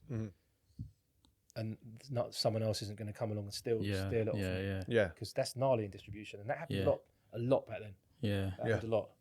And funny enough, when I started Death, that was because I was still working part time, just to get by. When I started Death, that was when I could give up my other job, and Death, even though I thought no one was going to like it, it sold well enough that I could just about get a modest living out of it. So where were we? We were talking about. Can't remember. Well, you where were we talking got. about your favourite pro skaters. Oh yeah, your Oh, yeah. favorite So- Cardiel. So Cardiel, Harrow. I right up to Harrow. Yeah, right up to Harrow. Was that the time when they were over here with Ron Chapman, Gons, Simon Agar? It was like a milk distro. Maybe. They went to Leon C. They went to South Shields. Maybe it might have been, but the thing is, Harrow, because of New Deal distribution, It was such right a there. hotspot. Yeah, People would come and go. It was when he had the sweets board, candy board on Black Label, yeah. and I had a vague idea of who he was, but not really. He wasn't such a big name back then, and this was before Anti-Heroes had started, and so I got right into Harrow, just like I'll have a little cruise about. I think Matt worked at the shop. Matt Bain worked at the shop back then. I was like, I'll come and see Matt, have a little skate, not work for a little bit. See if he's pulled any more teeth out. Yeah, see if he's glued any teeth in or whatever. What was that? There was a funny. That reminds me of. Anyway, there's another story. I remember in a minute. But so I get there and I see this guy pushing from the top of the slalom run in Harrow, and I'd never even seen anyone push like this before. I mean, he was pushing like absolute Going mania. for it. Like, Yeah. wow, He was pushing- known for speed. pushing you know what like I mean? downhill, pushing like crazy, and he'd done this ollie indie over the hip, and it was about 2 foot higher than I'd seen anyone else do anything over there, and I'd seen some good skaters there, and it was the most twigged air I'd ever seen, and I just walked into the skate park. I was like, what is going on? And then he rolled out of there, and then And for anyone that don't know Harrow as well, it's a fucking rough as dog fuck, glass isn't it? park. yeah, It's a gnarly, it's one of the oldest ones about. it's a gnarly, big, rough, Yeah, scary park. yeah. And then he rolled into the moguls, and good people at the time could maybe float from one mogul to the other. He'd done another air that was like really twigged and really high over this mogul hip that I'd only ever seen good skaters just float over like a foot high. Ginger Steve early grabs. Oh yeah, 100%. classic. But that's If you can't carve, You're I a cunt. can't. Yeah, I can't say it on this If you one. can't carve, you're at You're a. you're a fucking So yeah, so I saw Cardiel skate Harrow, yeah. and mind was blown. I was just like, It's funny, isn't it? Because I mean, there's certain skaters like Cardiel pre-injury. You know, unfortunately, like unreal, like so good. We say all we the were time talking- about Penny. Yeah, People Penny now was don't understand how good yeah. he was and is. And but then I've been thinking about it the last few weeks. I think Jimmy Wilkins, like Oh, yeah. now on Vert, is like he is like the best of, you know, an era, a generation. He's going to be around for a long time, and that's something else. He does it. It's not necessarily what he's doing; it's how he's doing it. And that's what Cardiel was like. I don't watch a lot of that, but anytime Jimmy Wilkins clips, it's on fucking Instagram, insane. I'll watch the whole thing. So good. I tell you who I really like as well at the moment is Corey Janot. Yeah, so does effortless. those back nose blunts, and he like big ones into it. It's just so effortless. It's sort of like I absolutely can't skate like that, and I wish I could, but it's nice to watch. Yeah. There's a few like that Dylan Jeb. He's like another one who's like watching him skate street blows my mind. It's something different about what they're doing. It's like a very unique new guy and primitive, and like wild. there's just something about it. It's like holy shit. He like floats into things like it's like he's like, I know with skateboarding you got to be perfectly timed when you want to do certain things, but it's like someone's put a slow motion button on him. Yeah. And everything's just like so clean. Every limb on his body is just in the right place at the right time, and it just looks amazing. But yeah, Jimmy Wilkins and I mean, you know, Cardiel back in the day, holy shit. I mean, I saw him at that Leon C demo, and where he was like doing frontside airs from the midi to the vert, and he was screaming whilst he was doing it. I was like, what the fuck? Like, as a little kid, I was like, what the fuck is going on here? It's just so much energy, isn't it? Yeah, it's just like, what the fuck? You know, like tiny wheels and on... it was almost look like he had to, like, dislocate his back to get into position. He was proper, like, contorting. You know who's one of the greatest people I've ever seen on a street and big ramp in Copenhagen was Ishod Ware. Yeah. Watching him skate, it's just like, there's certain people when they skate, even when they drop in and carve, you're like, you've got the gift. Yeah, and like watching him skate, he skates ramp and street the same, and he's like light-footed, and you can just sit on coping, like how Cardiel would go around the corner and lean. When you're skating a pool corner and you sat on it, you have to lean into it, otherwise you just come off on the deck. Like watching him skate like an oververt, he was so calm with it. I swear to God, he could grind the length of a corner and just look at you. Like everything was just perfect. Yuto's another one like that, who's just like seen him on vert, defining, you know, what skating is now. Can skate vert like the best vert skaters, can do everything on street. Like it's mind-boggling, isn't it? Yeah, so it's just so far advanced. I like to think about stuff. So I've thought of your question, and at the moment, who have you watched recently, or who have you seen recently on Instagram, whatever, that you think is in the UK that's really, really ripping? And I don't think you'll guess. Do you want to guess again, or are you bored of that game? No, North or South? You want to guess? Yeah, South. On, let's get this. South. Midlands. Oh God, I think it's Midlands. Yeah. All right. Is it? So it's not Bristol. Do they have a pro board out? No. So sponsored. I don't even know if they're sponsored. Fuck. And they're so good. Street skater. So underrated. No. Ramp skater. Known as ramp. Known as ramp. That's in. Underrated. We need a good clue. Underrated. Really confident. Goes really high. Under the radar. Really under the radar. Or Jesse Thomas. Yeah. What a fucking good guess. Well done. Jesse Rides Thomas. for us. Rides for Roller Snakes. Oh, yeah, but sick. does he have a board sponsor? He doesn't have a board sponsor. No. Yeah, so yeah, he is good. Yeah, unreal. He's got it in his genes. He has got a bag of tricks so fucking deep. He can do every single. That's what I'm saying. Yeah. It's like everything, and then he can do it switch. And he'll do stuff on vert where he'll like mess about with his back wheels over the coping and then bring it in. It's like, oh, you on vert? Did you see his winning run at the Swedish? What is it? The vert Malmo series. And he's like going out of the vert onto that fucking wall that's set back like a bank. And he's just cruising over it and he's just floating on and off of it. Yeah, and I just think if I could even one drop in vert and get that high, I'd be dead. He is good. Yeah. Like Jesse. Yeah, I mean, like, I don't understand how someone like him, who is naturally that gifted, doesn't have a proper board hookup. It's like, blows my mind. Well, he did, didn't he? He did. What with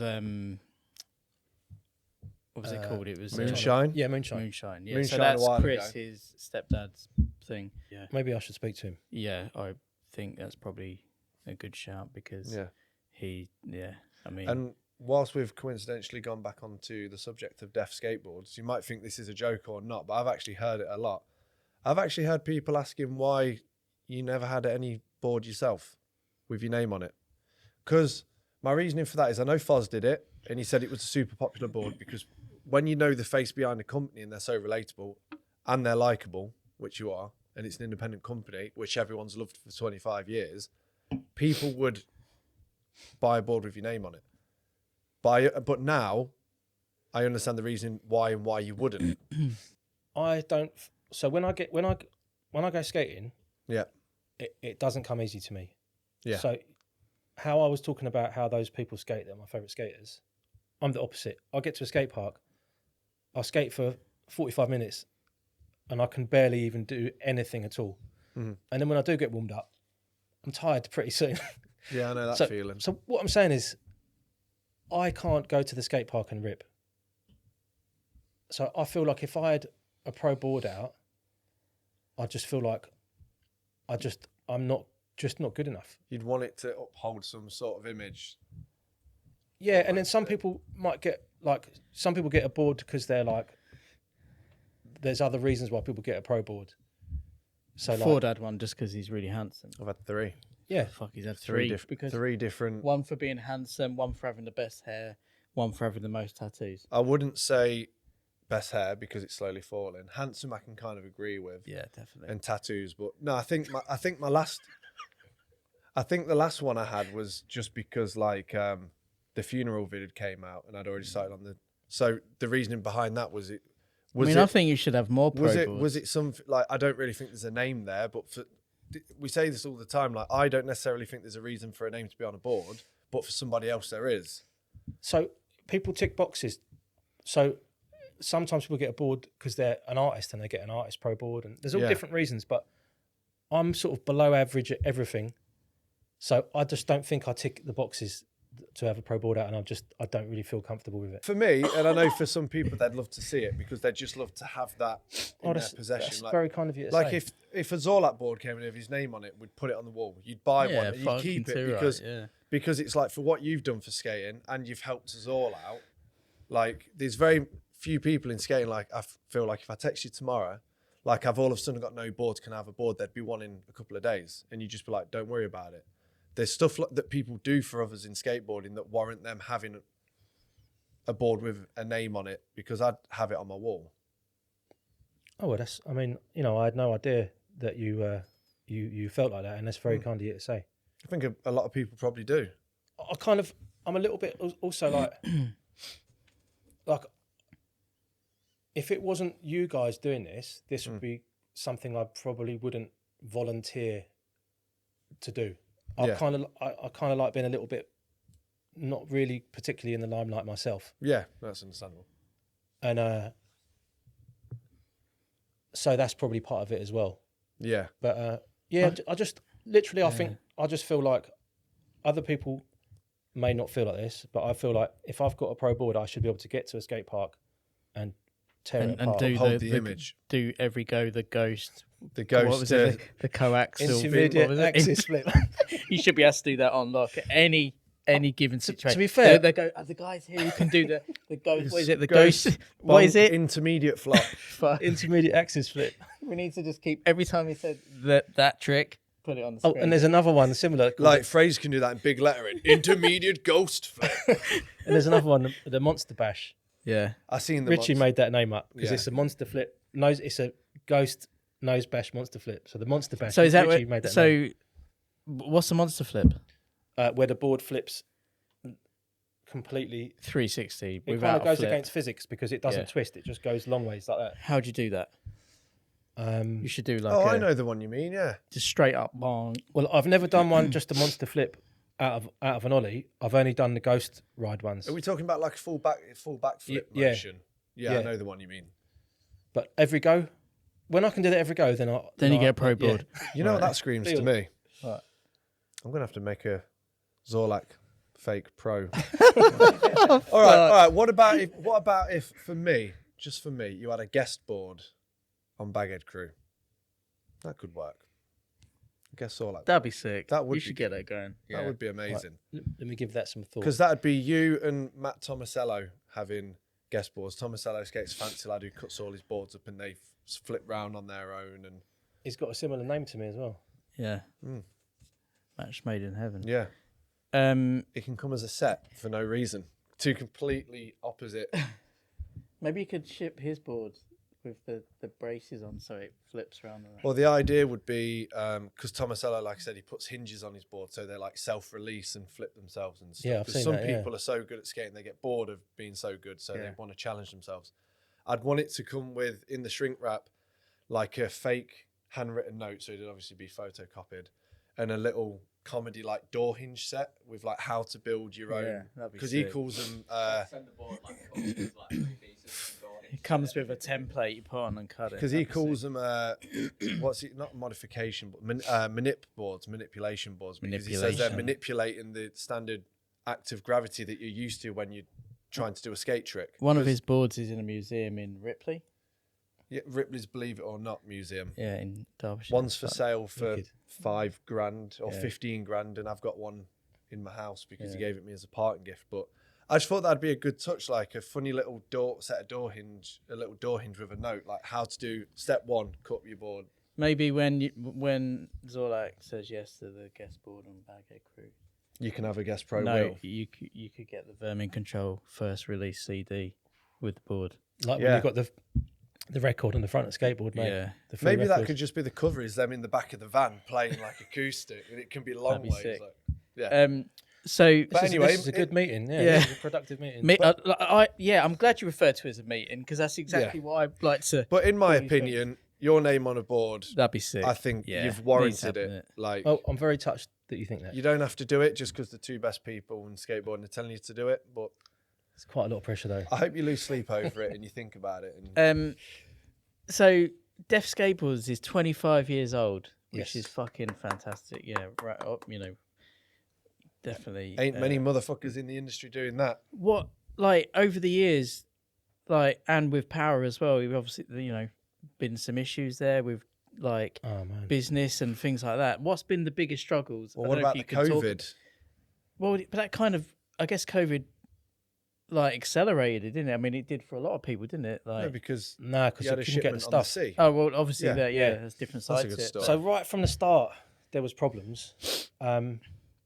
When I started Power, my parents pretty much wouldn't talk to me for a couple of years.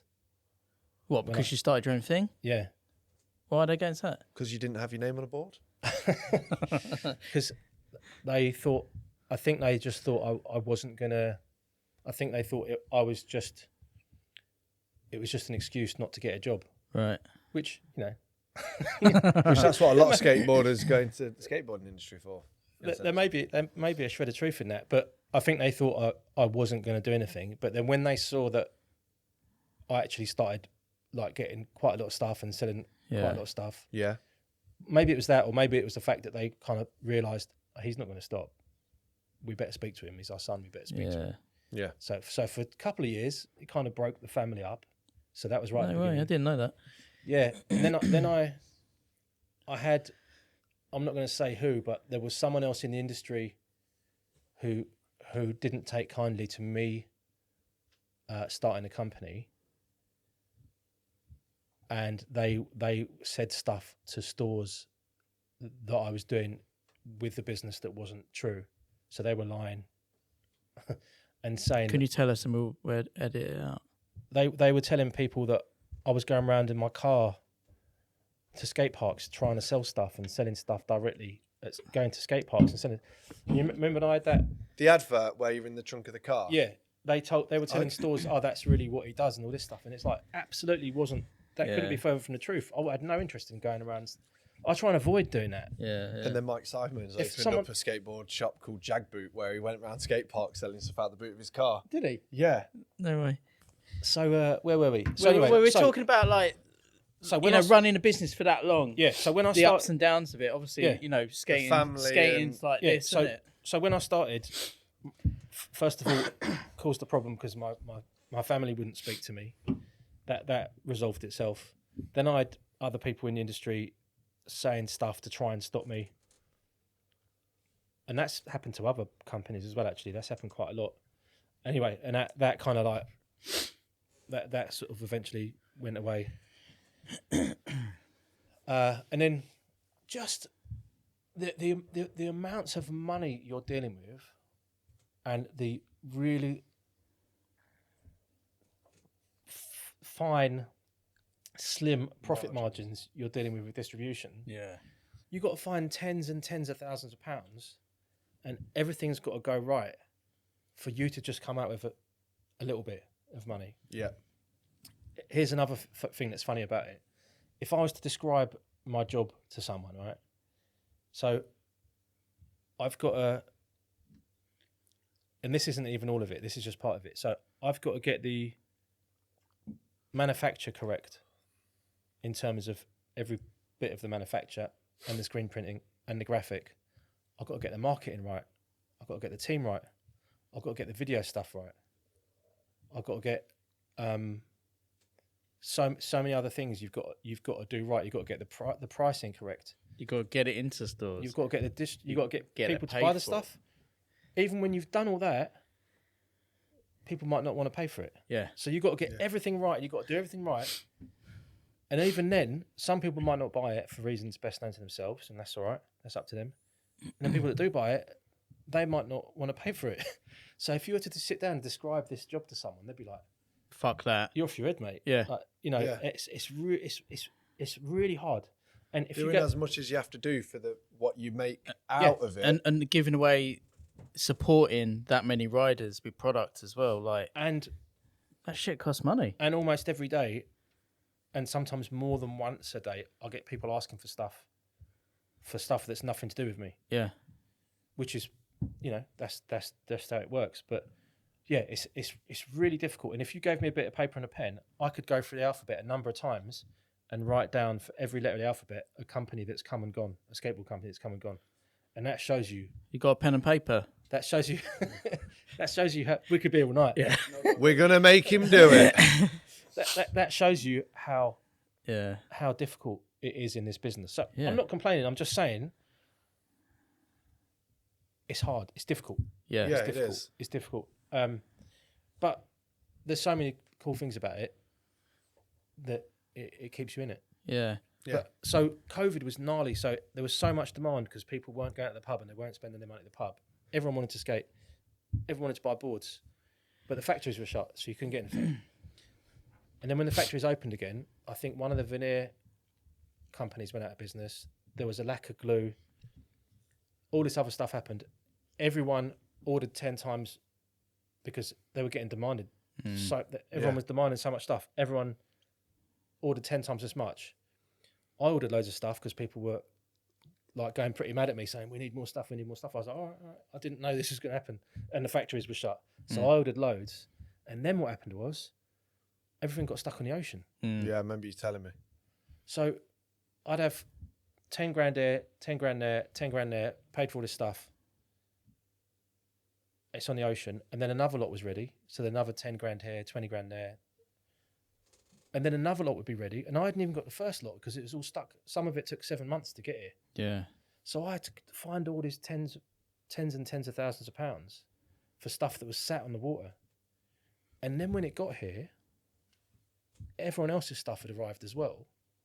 And demand had gone back to normal. It was oversaturated. Absolutely the market was saturated. Yeah. Absolutely. So everyone's having all these mad sales. I didn't have a sale and stuff because my prices really couldn't be more fair for the quality. People would order, they'd gazump, they'd order everything, and none of the other shops could get anything. Yeah. So I shut the B2B and I painstakingly split everything up really carefully. And I'd send emails out saying, right, this week I've got enough stuff that every shop can get 2, 3, 6 boards, 5 sets of wheels, blah, blah, blah. Yeah. And I painstakingly split it all up. And so many shops were so grateful. And they were like, Nick, we didn't have any wheels. We were a skateboard shop without any skateboard wheels. That's an incredible thing to do because you could have just been like first come, first serve. It made life really difficult. Yeah. Because I was sending out really quite small orders to loads of people.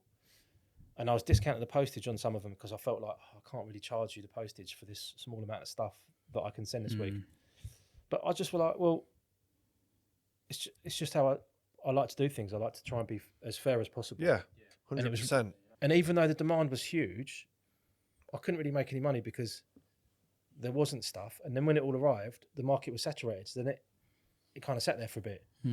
But it's cool now. Everything's picked up. The brands that I do are really strong. So I haven't had to put anything on sale. Yeah, you got the best brands. You've always had a good brand selection. Like right now, it's, some point, isn't it? You got the good shit. I suppose it depends who you speak to, but I'm really stoked on the brands I'm distributing.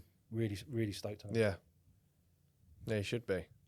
Yeah. So it's kind of like now I can finally breathe again. But for a couple of years, due to one thing or another, it was a absolute nightmare.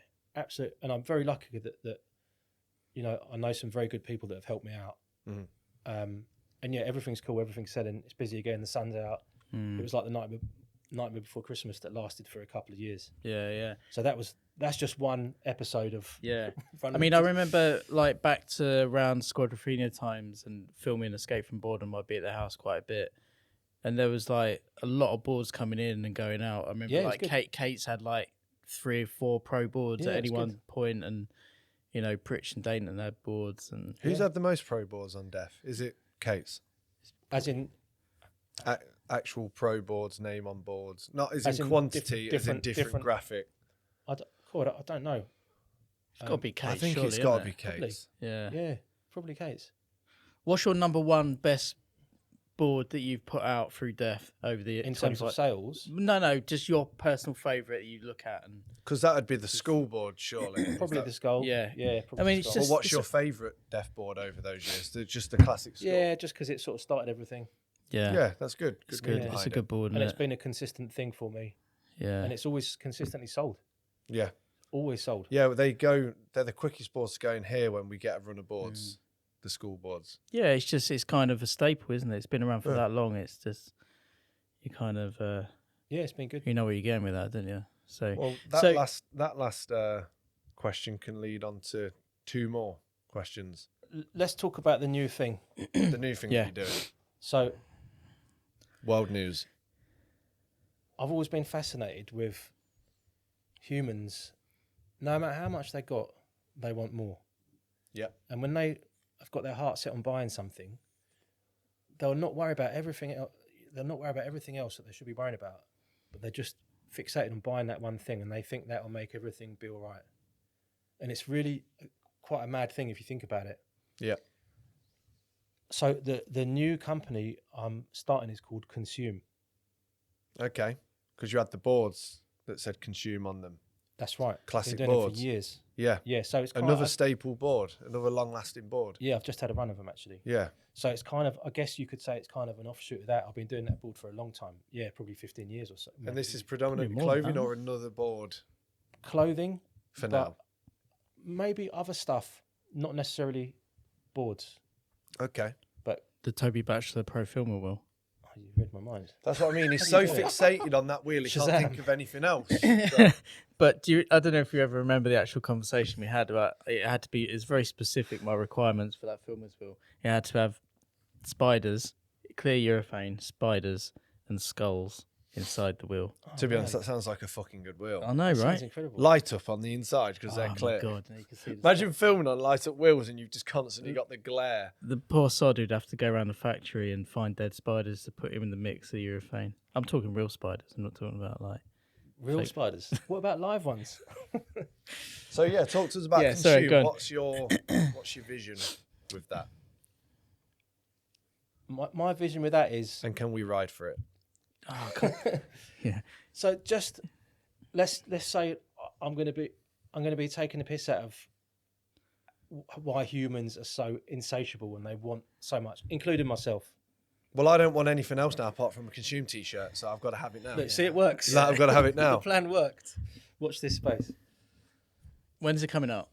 I've been super busy doing 101 different things, but really soon. Can I give you a pre-order for it right now?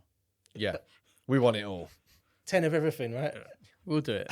No, it sounds exciting though. It's good that you're doing something new as well. Yeah. But that's exciting. Yeah, it's sick. Little project. Not little, but project. I've always got little ideas, and it's really fun putting ideas into reality. I get a kick out of it. Can I do a graphic? He's not going to be knobs, Toby. Fuck's sake. Consume dicks. Just put that on a board. Consume. Your mum dicks. consumes dicks. We are getting into the late night hours of the podcast. I've normally been asleep for an hour. This is normally when I wake up with the first session of restless legs jumping around. This is what I do, Yeah. and I'm not psyched on it. I'm not proud of it. I make people stay up late, and I'm sorry.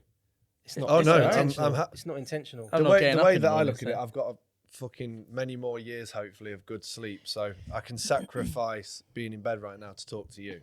Yeah, Like- absolutely. I'm Like enjoying you're this. This is here on the podcast. That's amazing.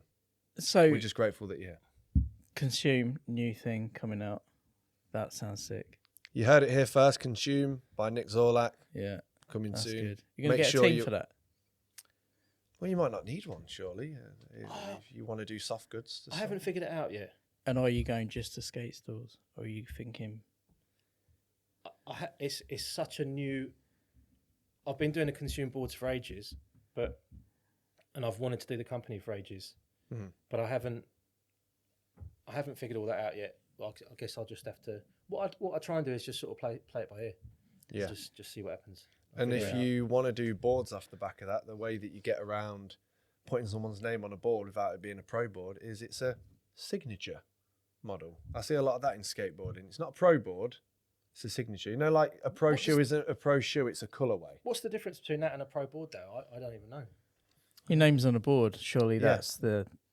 Well, a lot of people now, they do right. signature shapes, like shoes, like I said, like signature colourways. Yeah, I can understand the colorway thing. I mean, that's Or a signature. So does it mean that someone can have a board out or a shoe out without actually being pro? That's I think so. That's I mean, the way I like, look at it, yeah. Because they Like, used you to be don't- hand boards. You don't have to be paid. You're yeah. not paid if it's a signature something. Because that's how the Tom Knox shoes started on New Balance. Because for a long time, New Balance did not do pro shoes. They did colorways. So it had their name on it or a number, and then but they changed wasn't, that. I assume, getting a pro wage for that. And eventually, It's got a pro they had shoe to up. start doing pro shoes. Just a little sidetrack there. Want to save a bit of money? How do you see the next Pro 20? signature colorway t-shirt. Black. Is everything going to be black? Yeah. Fuck Yeah. yeah. Yeah. Very fucking- dark grey, maybe. Oh, No, no, just you're black. slipping. Can you do it? Can you do a range of black t-shirts? It's in that black that reflects absolutely zero light. So it's... What's it yeah. called? Fanta Black. Hasn't the bloke got a trademark on Yeah, it? So now but I'm- somebody's There was a guy who had a trademark on it, and then Somebody someone else has come made out their with own one. version Oh. and trademarked it. So the guy who originally trademarked Fanta Black was the only person in the world who couldn't buy it. And it was free to use for everyone else, wasn't it, or something? It was free for the public to buy. Yeah. Yeah, it was like Black That's Book, incredible. It was called or something like that. To quote Kate, if it's free, I need it. Yeah, absolutely. Yeah. Um, Food tastes better if it's free. Clothes fit better if To- they're free. Toast tastes better when you're at someone else's house, always. Yeah, does it? I never even thought about 100%. 100%. that. Always. I could murder some toast right now. Sorry. Where do you like? So you've done 25 years of deaf. What do you reckon's going to happen in the next 25 years with skating and deaf? And will the boards still be the same price in 20 years?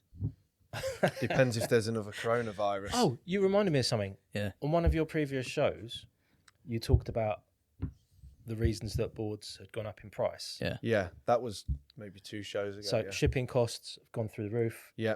Wood. Production itself. costs, all that stuff, raw materials. There's one thing I think you didn't mention, and it's the biggest factor. Greed. No.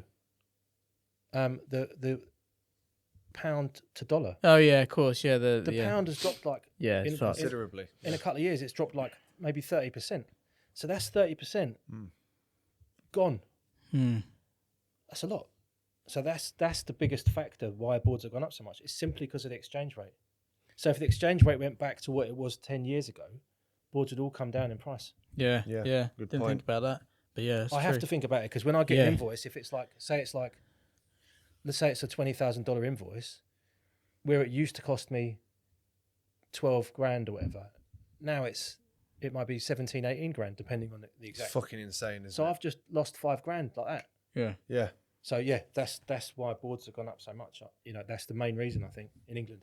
I think we're probably going into, when the American boards kind of dropped out of popularity in the sort of mid-90s, and I the don't know the British, stats. I don't know the the stats British for it, but I brands guess- kind of came through because Yeah. the prices were better.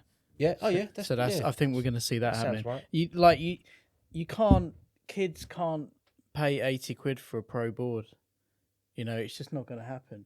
Like even when I bought one cost price, when my board shot out heading towards the wall, I'm like, because it's fucking expensive, you know, even at cost price, it's mental. Yeah. So my prediction, what's going to happen? Yeah, next 25 years. So I reckon people are going to do loads of stuff into vert ramps off the platform. Yeah, like Penny did in that 4-on-1 kickflip, backside flip fake and all that. I reckon there's going to be more of that sort of stuff. Yeah, I could see that happening. Yeah, maybe like more kind of obstacles on the top of vert ramp platform, so they're out the ramp onto that back in. Yeah, I could see that. But aside from that, I mean, who knows? I think the whole ambidextrous skating's probably there's gonna be a lot more of that. Kids who just can skate both ways. Absolutely you don't even know which way's which. It's just, you know, like people kind of push the limits, I think, with rails and steps. There's only so many stairs you can get down before you how many more kinks can you put on a rail? Yeah, exactly. Yeah. I think that's kind of reached its. And looking at the opposite as well. So basically, more and more really young kids taking over and being really good. But the other thing, which is going to be pushed in the next 20 years, is so when I was like 20, me and my crew would get depressed because we'd be like, we're 20, in 5 years, we can't be a skateboarder anymore. Yeah. What are we going to be? This is everything. What are we going to call ourselves? What are we going to be? A lot of people talk about that, like retirement age in skateboarding was so low. Oh, people would lie about their age. Jason Lee was retired at 22 because he thought by the time he was 25, he was done. And I think Grosso was retired before he was 30. Yeah. So when we were 20, we'd be really down in the dumps because we'd be like, well, what are we going to do in 5 years' time? I wish I'd have known now. I wish I'd known then what I know now. It's going to be which is, I now know that when you're 50 years old, 55 years old, 60 years old, you can still skate. There's going to be an influx of older skateboarders. Well, it kind of already is now. Yeah, Heroin's doing it really good with hooking up. Fozzie's hooking up his mates that are like 40 and 50, and you know, people are going pro. People are turning pro later. Like Dead Dave turned pro at like 32. Like imagine that 15 years ago, turning pro at 32. No chance. So there's going to be people. So see, Tony Hawk did a 50 at 50 that was amazing. Well, I hope to see him do a 60 at 60. So what I'm saying is there's going to be people that are still really rad and they're 60, 65, maybe 70 years old. Pushing the age of it. And still ripping. Ronnie Kello's going to be ripping at 90. Yeah. You know, what's your personal favourite death video? Favourite trick in any death video? It can be yourself. It can be someone else. So like, you know, something that really like iconic stood out. All right. Okay. Yeah, I can answer that. Yeah. So favourite video.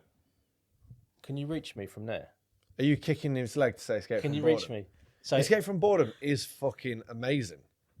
My favourite video is Into the Void. Yeah. However, Into the Void was made really very much influenced and trying to be like Escape from Boredom. Would you say that Escape from Boredom is kind of inspired?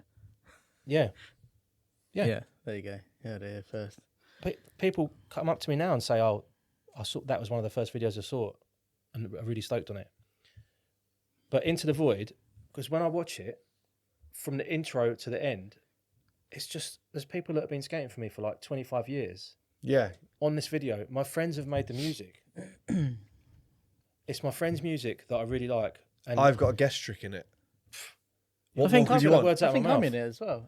I think I've got some stuff in there. Front side layback, front free out, which I couldn't even bend down there now, and that was probably only 2017. Lucky I filmed it then, isn't it? Lucky I filmed it then. Yeah. So Yeah. I got amazing. I'm in that. I remember everything I was wearing because when that was in the video, I was actually fucking stoked. Good. I was really stoked. That's part of it, stoking people up. But part of skateboarding. Yeah.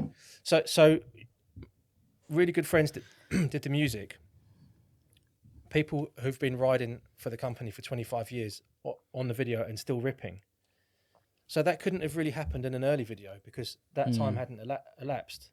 Yeah. So it's really kind of, what's the word? There's a word, hold on. Whilst you're thinking about it, do you still have all the DVDs available? Because when I moved from Leicester to Sheffield, back to Leicester, then to Derby, I lost Escape from Boredom and Better Than Life. I lost them both. I'll have a dig about. I think I've only got Ordinary Madness. I'll have a dig about. I lost so much stuff. But those two, I'll have a look. I always get like a little itch to watch those two videos. Yeah. Because they're my era of getting into skating. Good. Said on the Dainton podcast, or the Morph podcast, everyone was like, you know, a lot of my mates, they all got into like Blueprint and stuff, and that stuff just went over my head because it was Death and Heroin. And I don't know if you've ever read it, like any old interviews I've done, but every interview, it's like, what were the videos that inspired you that you watched as soon as you got into skating? And it's just always Death and Heroin. Sick. And that's why my videos are the way they are. You got like the fucking freaks and geeks in there, but then same with Death videos, you've got a complete freak and geek, but then you've got technically something so good. It's like a complete opposite. I like to mix it up. You got someone that could jump down stuff or skate ledges and stairs and handrails, but then you've got someone that will do a roly-poly on a mattress on the floor. So a lot of my videos are inspired by Death videos. Oh, glad to be of assistance. Who did the roly-poly on the mattress on the floor? Dead Dave. Who else? What was that? Oh, sentimental. It's sort of quite sentimental. Yeah, so, you're watching it age, and so it's like a milestone, isn't it, of the brand and where it's come from and where it's and that video also, we made that, and I was kind of thinking, but I've done this with a few things. I'm like, if this is the last thing we do, I want to be happy with it. Yeah, put everything into it. If it's the last thing we do, I want to be stoked on it. And as it happens, it wasn't, because that's probably 5 years ago. But 2018, I think. So I moved a year later. Yeah, that sounds right. 5 years, isn't it? Yeah. There's loads of things in that video, like for me, that, like firstly, like the Mike's part and footage, and I banged on about Mike, but that was the first video that I contributed to that wasn't my own. So that footage in that was the first time. Yeah. Aside from little edits or clips, a lot of Mike's footage in that is all the stuff that I filmed and sent to you. Do you think you'll do another video? Yeah. Because of how videos are nowadays, and I don't know, but some of the riders have actually gathered quite a lot of footage, so it might naturally sort of come together where that everyone says almost at the same time. Oh, yeah, that has been a problem in the past. The fact that some people have fucking Adam Moss just putting that out there. You know what I mean? Yeah. Adam Moss. I need to go to his pizza joint. We said that. Yeah. In an early episode. Yeah. But no, you were saying a lot of them are gathered footage, and so we love Adam. Is that in Moss. Truro? Yeah. Is it Truro he's got his place?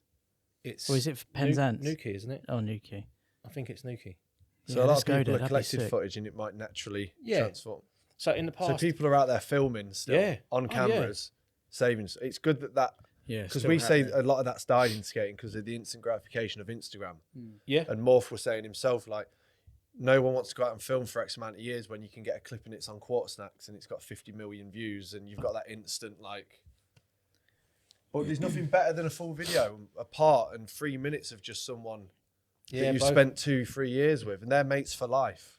Maybe we should do the thing like both things are good, like how Baker have done it, where you get 2 or 3. Like Baker video, 2 parts montage. Yeah, like 2 years later. I think that's quite a sort of digestible way of doing it. If people are ready with footage, just put it out, boom, done. Yeah, makes sense. Yeah, and going back to what you were saying about the videos, you were inspired by Death and Heroin videos. That's sick. But also, I think it's important to say that even if you weren't inspired by other videos, other people might have been inspired by the other videos. And what's cool is that even in the UK, as a relatively small country, we've got such a sick variety of skateboard companies and styles and that diversity that you can sort of pick and choose, and there's all this rad stuff. Yeah. So I think the UK scene is just amazing. Yeah, it is. It's really sick. I've said for so long that Death and Heroin those two companies have the most diverse teams in skateboarding, in my opinion. There are a lot of companies that do, but in terms of just general characters that are on those companies, it's fucking like you look at like Richie Jackson, etc., Patrick Melcher, and then you look at Heroin when they had like Gumiagi and Dearman. Like everyone's completely different, but they're on this one company, and it makes it like such a weird mix of just freaks, geeks, and absolute. But that's the best thing I like about it. skating, isn't it? That's what I mean. it. Like, Yeah. there's nothing better than watching a full video where every part is like, every part's completely different. Like the same vid I did, it's like mosher part, tech part, weirdo part, mosher, and that's how death and heroin videos are, in my opinion. I agree with you, and that's how I like to do it. I like it. I expect the unexpected. I like it, each section to be completely different. Yeah. A bit like if you ever read Bukowski, he always said that he wanted every sentence to jump out of the page at you. That's not his exact words, but Yeah, I know exactly Like- what you're quoting there. Yeah. he wants everything to be a slap round the chops. You know, Yeah.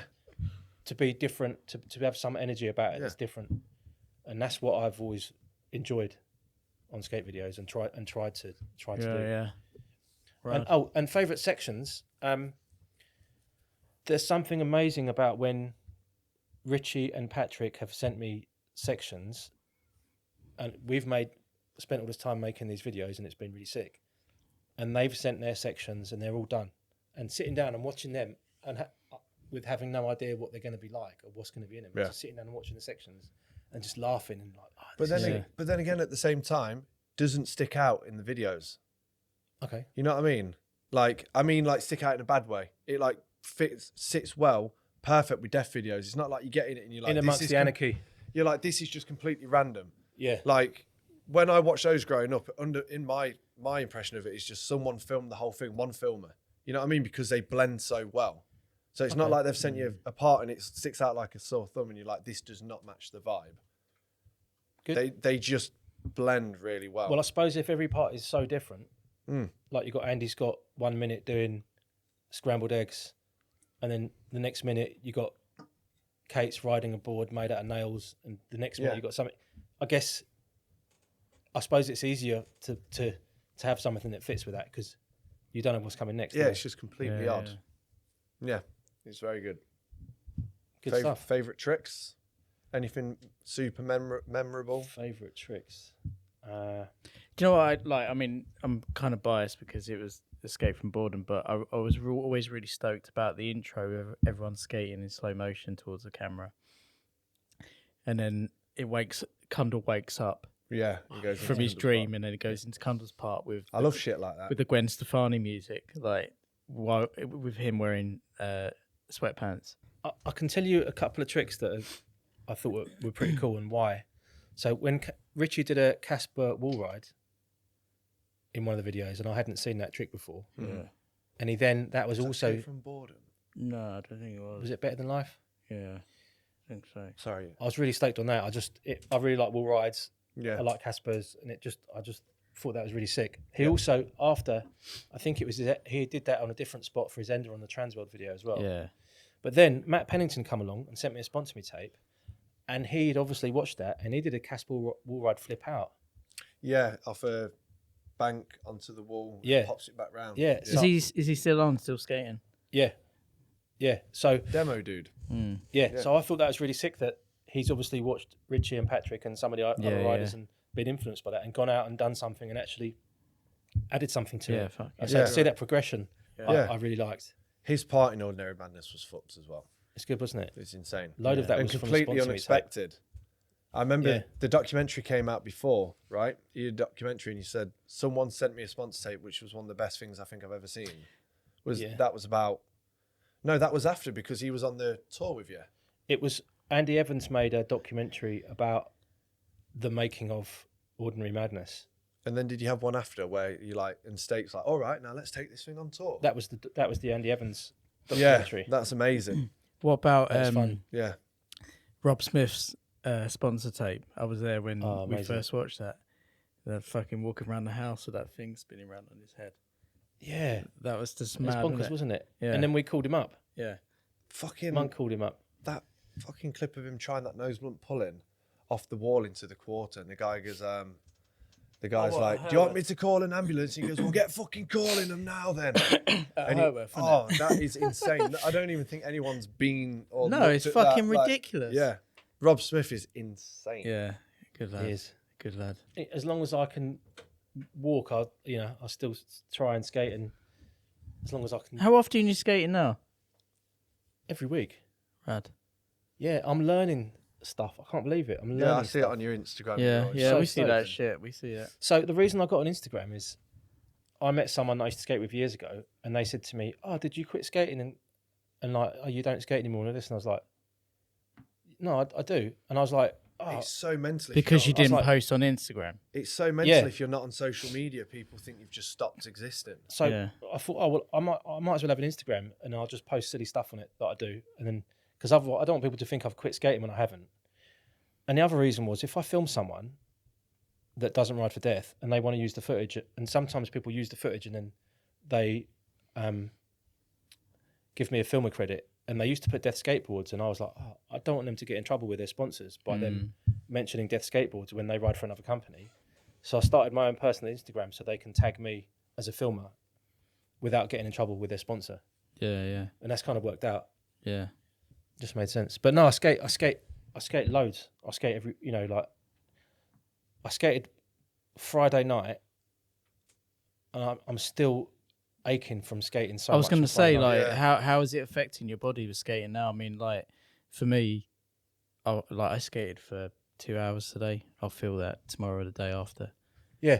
So And my knees really fucking hurt. same. So some of them tricks that I done on my 50 for 50, Yeah. and some of the tricks I done on the 25 for 25 years of death, they might not look like much, but some of them, for me to land them, I was thrashed for like 4 or 5 days afterwards, literally Yeah. useless. It's for like fucking 5 hard days. work, isn't it? It's really hard work skating. But it's so rewarding when you land something, isn't it? Yeah, Absolutely, yeah. I mean, it's rewarding. No once matter the again, age, isn't it's It's skating proven why is the skateboarding fucking is the raddest. best.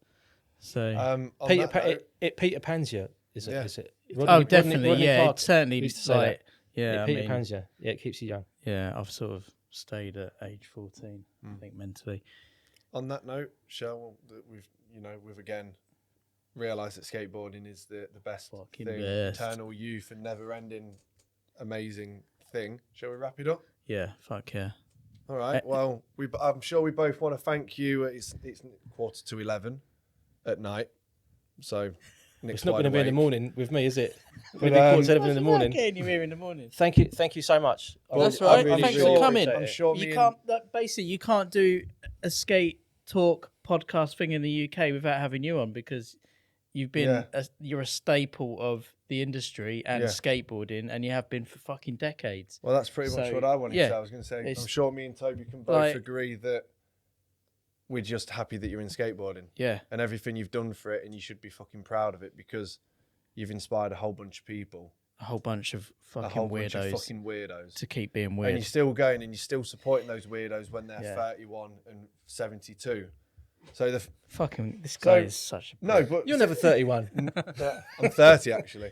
But no, the fact that you're still in skating and you came. Hey, on I the got podcast, ID'd for booze the other week. Yeah, it's that Sorry, eternal good. youth. But yeah, Let's wrap it up. the fact that you drove it, you're on Yeah. the podcast, you continue to support people, is amazing, and we love you. Yeah. And I Fucking constantly too right. say to people, and Toby does as well, and we can both back each other up with a quote that we always say that Zorlac is one of the best, if not the best person in skateboarding that we know anyway. Well, But in general, I'm you're- very humbled and very flattered that you would say that. Other people might not agree, but it's your podcast, so Yeah, we well, can just say what- fuck other people. We can say what the fuck we like. I'll take it and I say thank you very Also, much. I'm going to send you the dick board graphics. Yeah. I'm going to fax them Don't to you. forget, I'm going to fax them to you. But yeah, you might need a few pages. a lot of people that I always talk not to that long. about skateboarding. If death comes up, it's always Yeah. fucking good shit. Like honestly, we're not just saying it because Toby's doing the roll the credits finger, but it is genuinely always is good it. shit. All right, well, cheers. So, And cheers for everyone thank for the you. support. Thank you very much for coming. We love you. And Cheers. hopefully, there's 50 more years or Cheers. more years in skateboarding. So Thank you. In, Roll the two- theme in, tune. two- in true Toby fashion. Roll the theme tune. Let's go. Nice. Cheers, Nick. Cheers. Big ups. Yeah. Thank you very much.